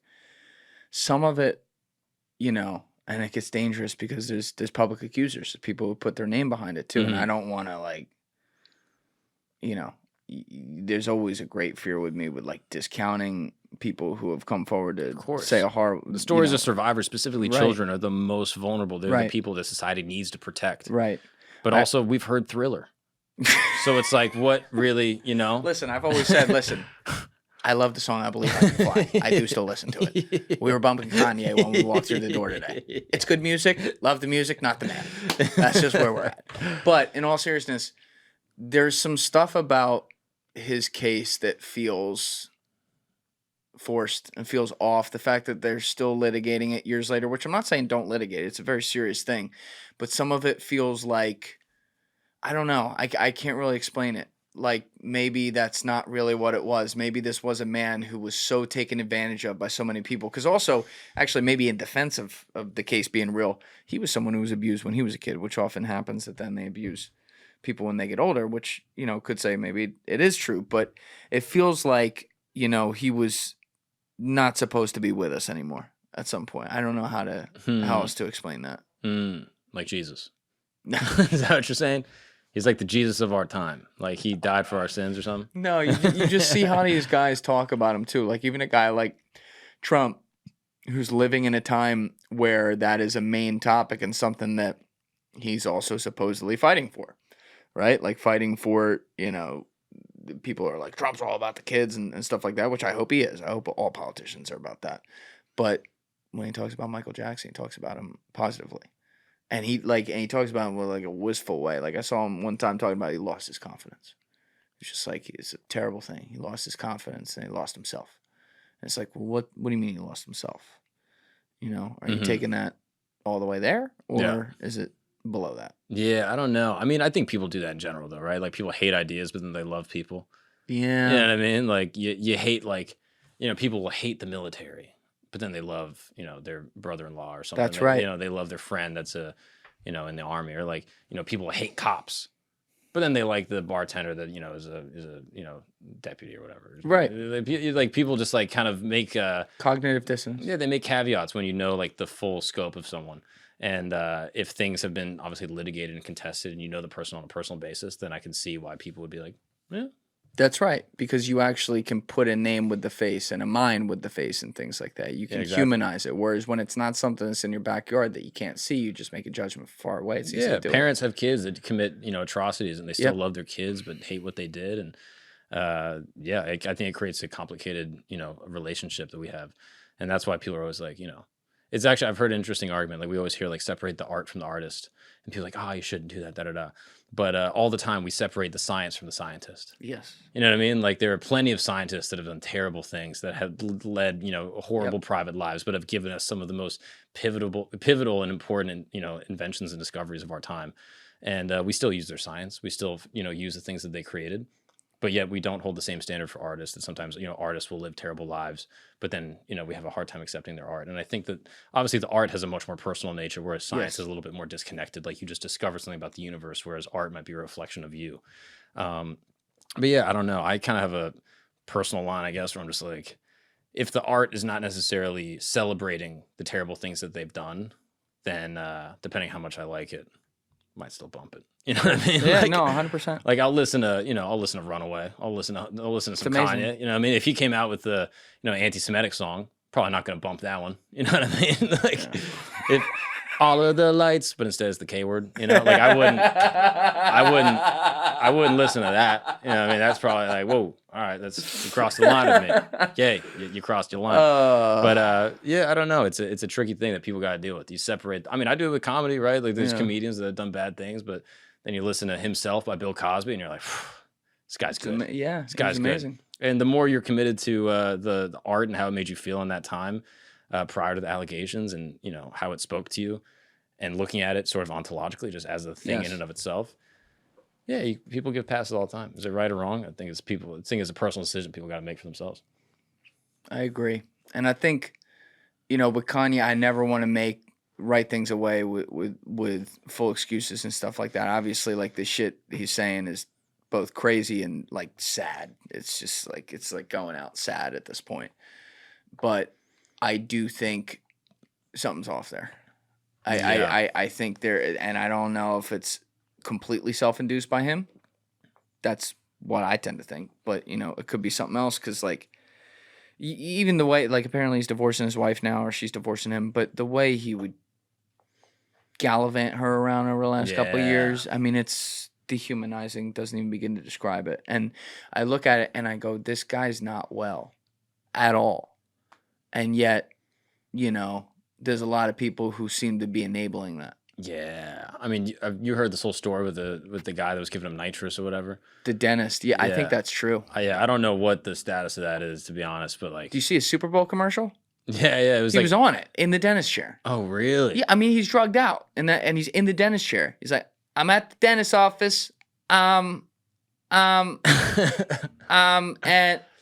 easy.com. And it's like, oh my God, like maybe Milo Yiannopoulos wasn't lying about this. Like he's Wow. high as shit on fucking something. But he's And also got nice teeth, so it's like maybe it's working. You know what I mean? He's got nice teeth. If you He's look at his got teeth, great he's got teeth. perfect teeth, dude. I mean, I don't know how much fluoride's in his water. RFK, let him keep it. Okay, That's he needs all that fluoride, dude. we can leave all the fluoride in there just for Kanye West. That's it. Because he needs it. Yeah, dude. I don't know. That fluoride stuff is so funny because people are like, we gotta take it out. You know what I mean? Yeah, we just had your boy Jake Tran in here talking about Yeah. the fluoride. It was scaring the shit out of us. Yeah, dude, the fluoride stuff is wild. I got the reverse osmosis in my crib. Like I'm pulling out all this stuff, but at the same time, Unless he was building a fucking bunker by the end of that one. Bro, I heard a dude that was like, yeah, but like in France, they don't have fluoride. They're like, they don't have fluoride in their They water. This is what someone told me. I don't know if it's true or not. This is what I was told. That's why the fucking baguettes are so good.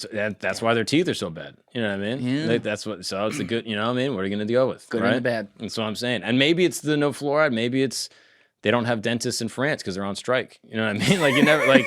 It's hard to say really. So these things are nuanced. You know what I mean? It's hard to tell. But yeah, I don't know. I'm curious about RFK taking out all the red dye. I really like Bobby, to be honest with you. What do you mean with the red dye? Like he's like passing all these stuff, like all the things with the Oh, taking it away. Yeah. Yeah. No, that's exciting. So I want to. I like that. I feel like now that it's going away, I'm like, whoa. I want to try it first. Yeah, exactly. Like I'm like, Get high on red dye. like I'm trying to get like, how do you buy just red dye? You know what I mean? Like I'm I just sure there's a website for that. I want just We like can make it possible. yeah, for like Ross Ulbricht is freed. Let me go on Silk Road. I'm buying That's right. black market red dye. He's got it up and running. I just want to mainline it. I just want to see what all the fuss is about. You know what I mean? Everyone's talking about it. Let me just try it out. You know what I mean? It's all in trace amounts in our M&Ms. I want the full thing. Well, you met that guy too when Yeah. he was on your guy's show. Yeah. When he was running, not even necessarily on camera, but off camera. What'd you think? Do you think and this relates to Trump too? It relates to any of the political guys you have in. Do you think there's like a facade that goes up because they're, regardless of what their affiliations are, they're all like politicians and they got to do the thing? Or did you see something else there? Did you get a chance to see something else there? Yeah, I mean, I generally have a distrust of politicians, generally speaking. That's a good right? way to like be, Mark. they have a sort of like obligation to lie or misinterpret things for the benefit of their public perception. So it's difficult to have a serious conversation with a politician because they're going to tell you what they're supposed to say. That's right.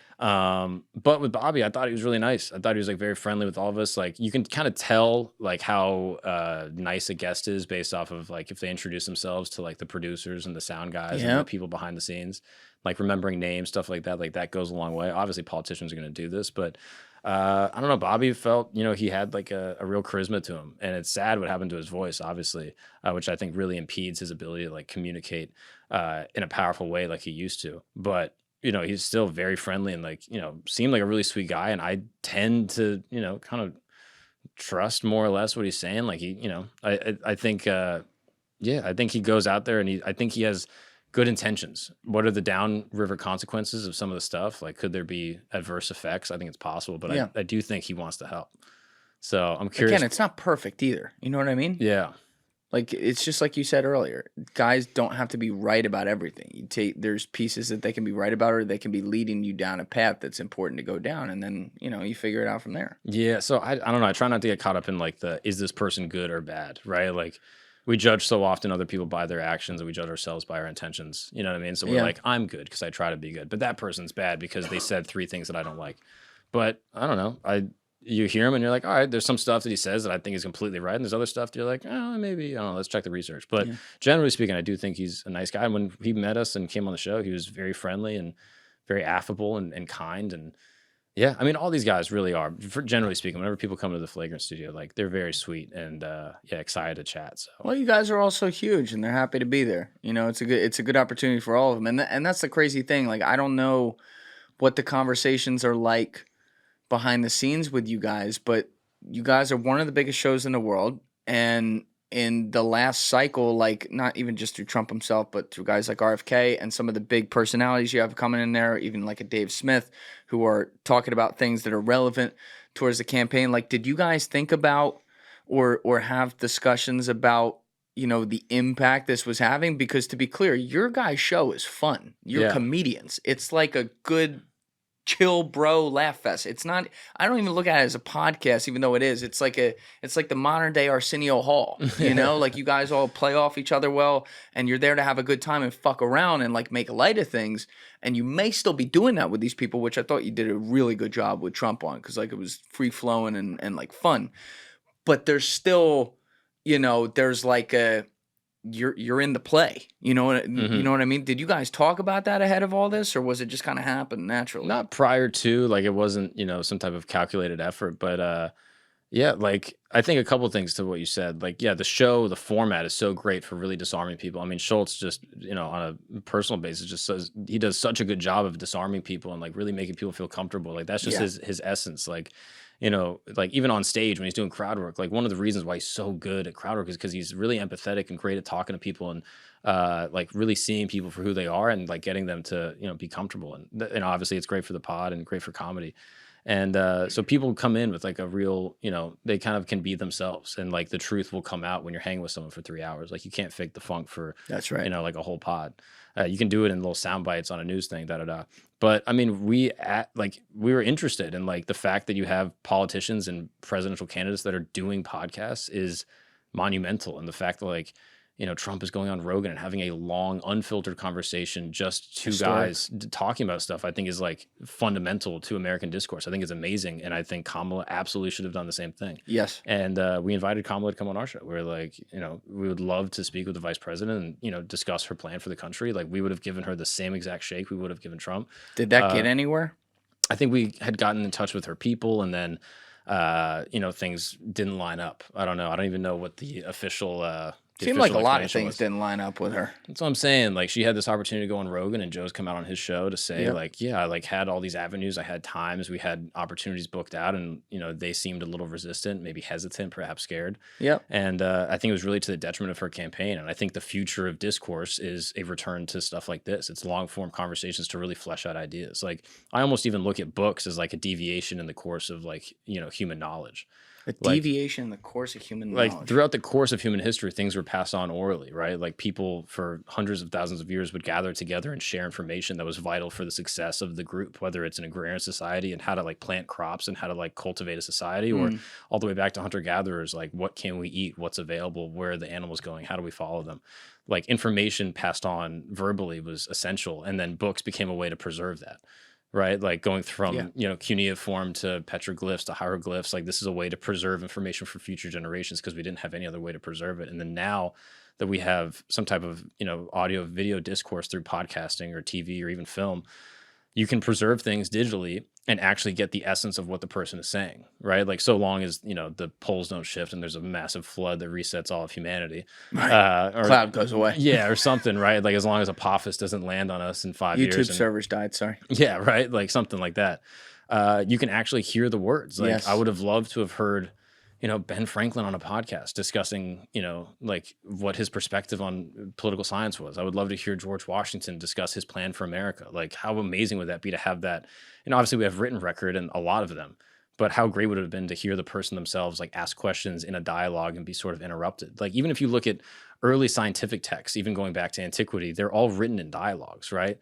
And that is to serve a functional purpose of like, you know, the person that possesses the information, whether it's like, you know, Plato, obviously written by, you know, his students, is saying, you know, this, and then the interlocutor, the person he's talking to, has a rebuttal, and then he responds and rebuttal and response. And they existed as an early version of a podcast. Like it sounds kind of dumb. Like I don't want to bloviate and sort of like wax poetic on this is interesting. Podcasting, Keep but going. I do see it as the best way for human beings to communicate information, and letting the people sort of decide for themselves in a long form, unfiltered format, what they actually believe about a said topic.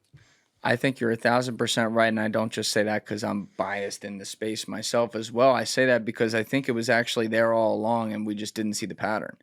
You know, when you look at radio, the rise of talk radio, which happened 40, 50 years ago, You know, these guys, yes, there were commercial breaks. Yes, there were segments, but you'd have guys, whether it be something fun like sports or all the way up to politics itself, you know, you'd have guys that would do these shows for, you know, afternoon drives, 3 to 5 hours. Mm-hmm. And they're bringing on different guests. Maybe it's not all continuous, but you're passively going, maybe, you know, your job is on the road or you're at the desk and you turn the radio on, you're passively going about things and forming a relationship with the person talking to you and learning through the people that they bring into that studio. And now all we've done with podcasting is taken that onto the internet and allowed it to be, you know, uninterrupted, except ads that are built in, like stop ads, you know, like AdSense or like a quick brand deal or something like that. But the conversation, it happened all in one shot. And maybe it just wasn't live. Yeah. Right. It happened right before. Yeah. Kind of cool. I think it's awesome. And I think it's should be, at least I would like to see that be the case in like the future of American political discourse, that people can have these conversations in long form with a well-meaning, good faith actor that's able to ask deep, probing questions. Like, I don't necessarily want to see like political candidates like spar with someone necessarily and have to get like dunked on. I would like to see a curious, open-minded person like asking honest questions and digging deeper into policy and trying to like get to know the person as, you know, the man or woman, but also get to know their policy on a deep level for the average person to consume. I think it was a misstep for Kamala to do that, and I hope the Democrats in future elections are much more open to the format for getting their message out to the people, because I don't think the Democrats are lost in terms of you know, like what the messaging, I guess, let me take that back. I think the Democrats are lost in what the messaging really is, but I think individual Democrat leaders can probably share what their philosophy is for the country in a coherent way if they're given the format, and not be afraid of, you know, like saying the wrong thing, or oops, what if I laugh That's the problem. What if I laugh at a gay joke? It's like, hey, you can laugh at a gay joke. It's fine. Okay. But also tell us what your plan is for America. How can we help people not get screwed over by corporations? That's right. Like share what that could be. And I'm also really disenfranchised with like the debate culture that kind of exists. Like, I don't really find debates to be remarkably fruitful. Obviously, in certain cases, I think there can be a lot of benefit, but generally speaking, like a lot of the way that it's sort of kind of set up in certain factions of the internet is it's just like the winner is the person that can debate better, not necessarily the person with the better point of view. And yeah, so I hear these debates and I'm like, you know, it just sort of satisfies the person that's like winning. And they happen so fast. It's like drinking from a fire hose. Yeah, and it doesn't necessarily just promote the ideas sort of, you know, on their own for the people to dissect. So I think the debates can be fun and they can be interesting. But when it comes to like political discourse, I would love to hear people just probe and go deeper. And maybe there's a space for debates as well. But yeah, I don't know. I think the podcast format is great for that. And I wish more Democrat politicians had come on our show. Yeah. I hope they learn a lesson from it, and I hope the better angels of nature win out in the behind-the-scenes wars for, you know, who gets to decide how things go next. Because I will tell you, in the days after the election, when I saw some of these guys, these Democratic strategists going on, you know, media networks and saying, we need to invest in our own network like the Republicans invested in Joe. I'm like, bro, you guys have missed the whole point. There was no investment in this. Guys like Joe Rogan were hardcore liberals, in fact. You know, like this isn't the whole reason it works and guys like that can rise up is because it's not about the superstardom and a bunch of powerful people in suits throwing money behind it. It's because someone genuinely connects with other people. That's what made Joe so great. That's what makes what you guys do at Flagrant so great. That's what makes Camp Gagnon so great. Like, people connect with you as a person, not because people threw a lot of money behind it. Yeah. And like, you know, you also point out the saying the wrong thing crowd. It's like, we got to get rid of that. You know, the Democratic Party, for some reason, align themselves with just a few core things that are so simple to like get rid of in theory, but that they've ingrained into who they are. If you want to start with like the woke culture and stuff like that, if they could just stop that and talk like a normal fucking person to people again, they might they pick some more people up. But like, we are in the midst of this crazy cultural shift where people are sick of that, and they and in a lot of majorities, even the people that don't admit it out loud, they don't want that anymore. They just want to be able to put food on their table and have some hope for the future, and not be in fucking endless wars around the world, and not have the border be completely open, and, you know, not have humanitarian crises happening because of that. And in the middle of it, you know, independent media obviously has played a role here, and it's only growing, and it's a really important time, and it's a great responsibility. And the one thing I hope to see, I understand society moves in pendulums. I fully get that. That is how it is. We see where the pendulum is right now.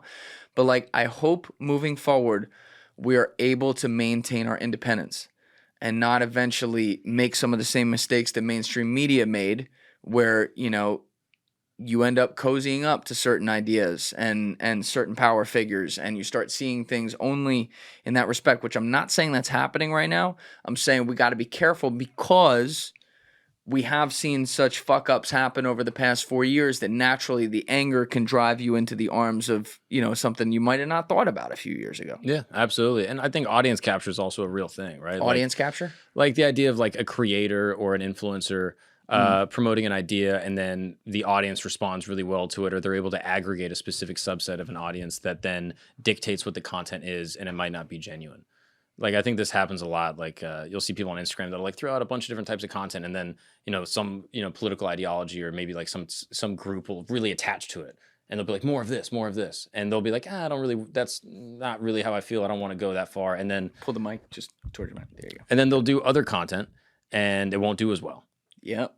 And then they'll be like, all right, I'll go back to this. That's And then exactly right. the audience and the algorithm can kind of dictate sort of the content that they're making. I think it's important for creators to stay true and authentic to themselves, to say like, no, this is what I believe, and I'm not going to just like grift right or left, and I'm going to try to be as honest as I can and not give in to the financial incentive to, you know, upend my entire, you know, Completely point of agree. view to, you know, capitulate to this audience I've aggregated. And I think like authenticity and, you know, being genuine is going to win out, as we've seen with all the examples we've already said. Yeah. Like, those are the people that'll win in the long term. 100%. Would you have political candidates on your show? I've always had a rule that I will not. Mm. It's very easy to say things like, though, if I were blank, then I would blank. And you don't know until you got to that situation. I think about that a lot, and I try to stay humble in the face of that. I think Joe did an awesome job with Trump, and I think you guys did an awesome job. A lot of shows did a great job with him. And obviously it turned out where Kamala and her people were saying no.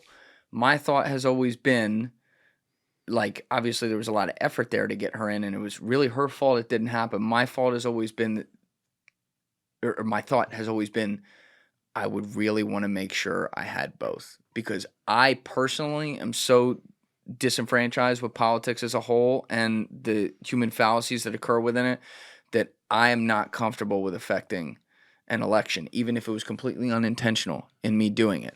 If that were going to happen, it better happen where both people had their say with me, and I could put up my hands and say, look, if it fell that way, it fell that way. Mm-hmm. You know, but again, I was just talking about this with Lou Ferrante off camera the other day, because he's like, so would you have Trump in it? I'm like, I guess you don't really know till you got that call. Yeah. Right? It would be a lot better. I'm like, if he's a sitting president and it wasn't during like the midterms that are coming up where like he's campaigning or something, and he has to come on, he's fucking sitting president. I'd probably fucking do that. Yeah. But Maybe for his third term, you'll do that. Yeah. He'll be like, all right, you come in. Maybe. But you know, it's like, it's a tough dance. I've always turned it down. Not that I've had fucking presidents offer, that has not happened, but I have had other people offer that, you know, have some prominence or people were connected to this person, and I've said no. I would make an exception for the greatest governor of all time, Gavin Newsom. He's my favorite ever. Just that one I'd probably make it. Alessi would definitely make an exception for that one too. But that's obviously a joke, everyone. But You saw the way he was shaking Trump's hand when he landed? Oh, dude, yeah. Putting his finger on him. I was like, shake. oh, this is kind of fire, dude. Power I like seeing the dudes duke it out. I was like, all right, this is kind of cool. The most shameless guy I've ever seen in my life. But, you know, it's tough to say you're in those shoes. And, like, you guys obviously got into those shoes and did a nice job. And you did your best to get the other person in. And she does deserve, and her people deserve blame for not making that happen with you, not making that happen with Joe, these other big shows. I personally, for one, think it would have been hilarious to watch Kamala Harris with Sean Ryan. That shit would have been the funniest thing ever. Think she should have done that one too. What if they became best friends? What if he was like, you like guns? She was like, I love guns. And Sean would just he would explode. They just talk about guns for a while. Like, what you got? What's your collection? I got a Glock back there. That was the best thing she said. I really loved what she said. She was like, bro, I'm strapped. You come into my spot, you're getting blasted. I was like, more of that. That's fire. That's the real you. I'm like, could you imagine this 6 months ago? That's where I have some hope. I'm like, yo, they tried to move like a little bit. Yeah. And the last 3 months there, I'm like, more of that. Yeah, we want the you. Like, most people don't have time to look into policy. Like I said before, they're raising their kids. They got a family. They did, like, most people, I genuinely think, I don't have data on this, I just think they vote off vibes. I think They just vote you're off probably like, yo, what's this vibe I'm getting? You know, right. it's Wallet like, and vibes. Those two. say again. Wallets and vibes. Yeah, for sure. And I think the vibes are probably connected to the wall. It's like, what vibe is going to save me the most money here?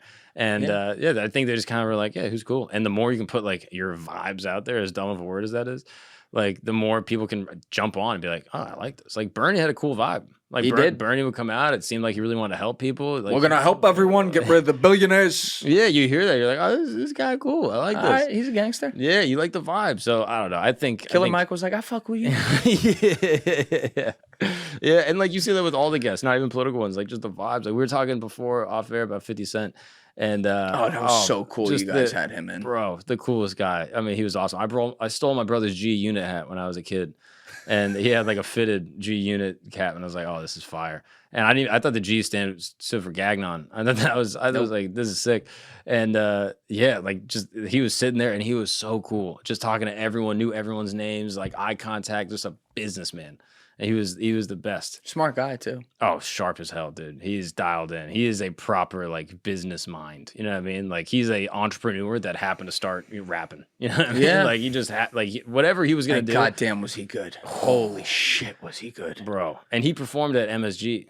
Dude. So when Schultz did MSG, he sold it out twice. The first show, 50 came out and performed at the end of the show. Yeah, for like 10 minutes. And like the hits, like he went through them, bro. And like you don't even realize 50's catalog until he's like just putting them. They're timeless, like, bro. They're like just timeless. Banger.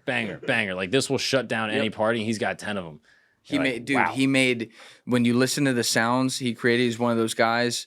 You know, he made timeless stuff. Yeah, and raw. Yeah, like so real. You can bump any song from Get Rich or Die Trying today, and it sounds like it was made yesterday. Yeah, dude. It was awesome. I would say one of my favorite episodes of Flagrant that people don't even really like know is Jason Williams, basketball player. I actually watched some of that one. I love Jason Williams. White chocolate, bro. Yeah, he's fucking great, bro. He is so funny, like comedian funny. Like he's got like a set. Like he was telling us stories about playing ball in China. He's like going to India and like the people he met, like he is so funny. And he started doing magic at the end of the show.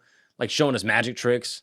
Alex Media was losing his mind. He was like, "Oh shit!" Like, some people are just built different, man. Bro, it was awesome. And he was lobbing balls to fucking Randy Moss in high school. Yo, how crazy is that, dude? Fuck, I remember that from a kid when I was a kid, like how the two of them were friends. I'm like, holy shit! Like, what are the chances? Yeah, bro. Bell, West Virginia. I'm pretty sure he's just the all-time legend. Like those are like some of my favorite ones for Flagrant. Where I look back on that, I'm like, oh, dude, I love this guy. Yeah, I'm pretty sure he also lives in Orlando. That's my dream. I want to go golf with him. You want to go golf with Jason Williams? When I go back home, dude, I'm like, dude, watch the Gators. Yo, for real, bro. That shit is sketchy. They'll get you, bro. Dude, my family in Florida is so wild. Dude, you got to come down to Florida with me, dude. It is wild, bro. I got family members. How many Gagnons are there? My parents had 7 kids. Jesus Christ. Yeah, dude, we got a whole. What are you, number 6? 6 or 7. Yeah, I got one younger sister, and everyone's got kids. We got like 16 nieces and nephews. Oh my god. Everyone spans the political aisle. The family group chat's going crazy, on fire at all times. We're getting Trump memes. We're getting it's just going. Isn't your mom wild. like a Bilderberg person? Oh yeah, she's a big like conspiracy theorist. She loves conspiracy. She knows. Like, Mark, learn about this, bro. I was homeschooled by a conspiracy theorist. How crazy is that? Like, I'm going through 5th grade doing math. She's like, all right, this lesson, like we're doing 9/11. I was like, all right, let's get into it. All right, let's. Nothing hit Building 7. That's crazy. Okay, what else do we learn? Math doesn't matter. The only math you need to know is that $2.1 billion got vanished from the Pentagon. I'm like, what? Trillion. Yeah, trillion. I was like, this is crazy. It's crazy having a conspiracy mom because she would do like mom stuff with us, but also conspiracy stuff. Like she was still a great mom. So like she would like teach us about like Santa. Oh. Like she'd be like, Santa's real. Santa's obviously. Building 7 was not. Yeah, but 9/11 was not real. Like, and now as an adult, I know like they're both. That explains so much. Yeah, like I know as an adult, like they're both inside jobs. Like I get that, but when I was like, I mean, Santa is an inside job. That's the ultimate like conspiracy. Like kids become conspiracy theorists because of Santa. I fully believe this, bro. Because what is Santa? You got the Santa theory. What is Santa, right? What is that? It's like, okay, there's a guy that's judging your moral character if you're good or not. And if you're good, you're going to get presents. What does he do? He flies around the world, sneaks into your house, gives you presents. Makes sense. You ask your parents, where'd these presents come from? Santa gave them to you. You ask your teacher, where'd these presents come from? Santa gave you. You see an old lady at the supermarket. She pinches her cheeks. Be good for Santa. Everyone's in on this big grand conspiracy to get kids to behave. That's right. And then you ask about, oh, what happened to this thing? What happened to this thing? People are always like, oh, you couldn't get the whole world in on some conspiracy. If 9/11 was da-da-da, people would know about it. I'm not following. People all the time will say like, oh, conspiracies aren't real because how could everyone keep a secret? How could all these companies, all these corporations, all these people I see involved? what you're saying now. How but could there's they no all keep a stakes secret? to Santa. If some kid finds out that it's FedEx, you know, who the fuck cares? Until you get some trash presents and your neighbor gets great presents, you're like, that kid's Jewish. He's not even Christian. How did he get an Xbox? How is this possible? Dreidel. What the hell, dude? Santa doesn't even go to his house, bro. Like, it's crazy. So yeah, Santa's a wild one. But yeah, dude, my mom was big on like conspiracy growing up. My family's hilarious, bro. I got a sister that won't even vaccinate her dog. Her dog. Yeah, That's some commitment. that's like they're on the RFK vibe. Like, yo, we're not vaccinating our dog. I was like, dogs can't get You autism. let him near the Wi-Fi? Yeah, dude. It was like, what does a dog with autism even do? You know what I mean? You go in the kennel. He's like stacking all his bones up. You're like, whoa, he's stacking all his dog toys up by color. My dog's tizzed out. What's even going on? This is insane. Right? Oh my god. I think dogs are already autistic. I don't think you can give them yeah, autism. they're so happy. They're They're so happy. Dogs are fully tizzed out. Happy as a clam. What is it like? Look at my dog when fireworks go off. He's like, "Oh, it's too loud." Sensory issues. That's okay? right. That's autism. That's spectrum. Okay, that's what I'm saying. Dogs are already autistic. You can vaccinate them. No fault. That's what it is. It's all good. That's what I'm A saying. little dude. more tism never hurt. That's right, dude. Vaccinate the dogs. It's fine. They're already nonverbal. Yeah, exactly, bro. What's it, dude? We're going to hell. A delayed dog is better. Oh, my dog's 15 years old. He just likes to snuggle. It's crazy, bro. I don't know. Mark, I could talk for another 3 hours with you, but I got to drive down to Philadelphia to go to war tomorrow.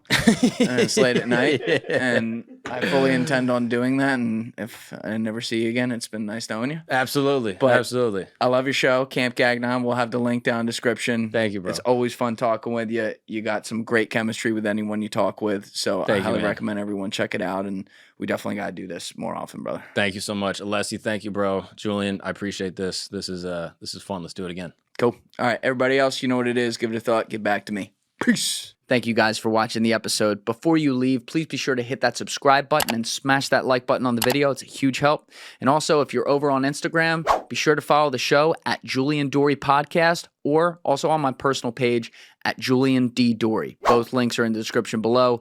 Finally, if you'd like to catch up on our latest episodes, use the Julian Dorey Podcast playlist link in the description below.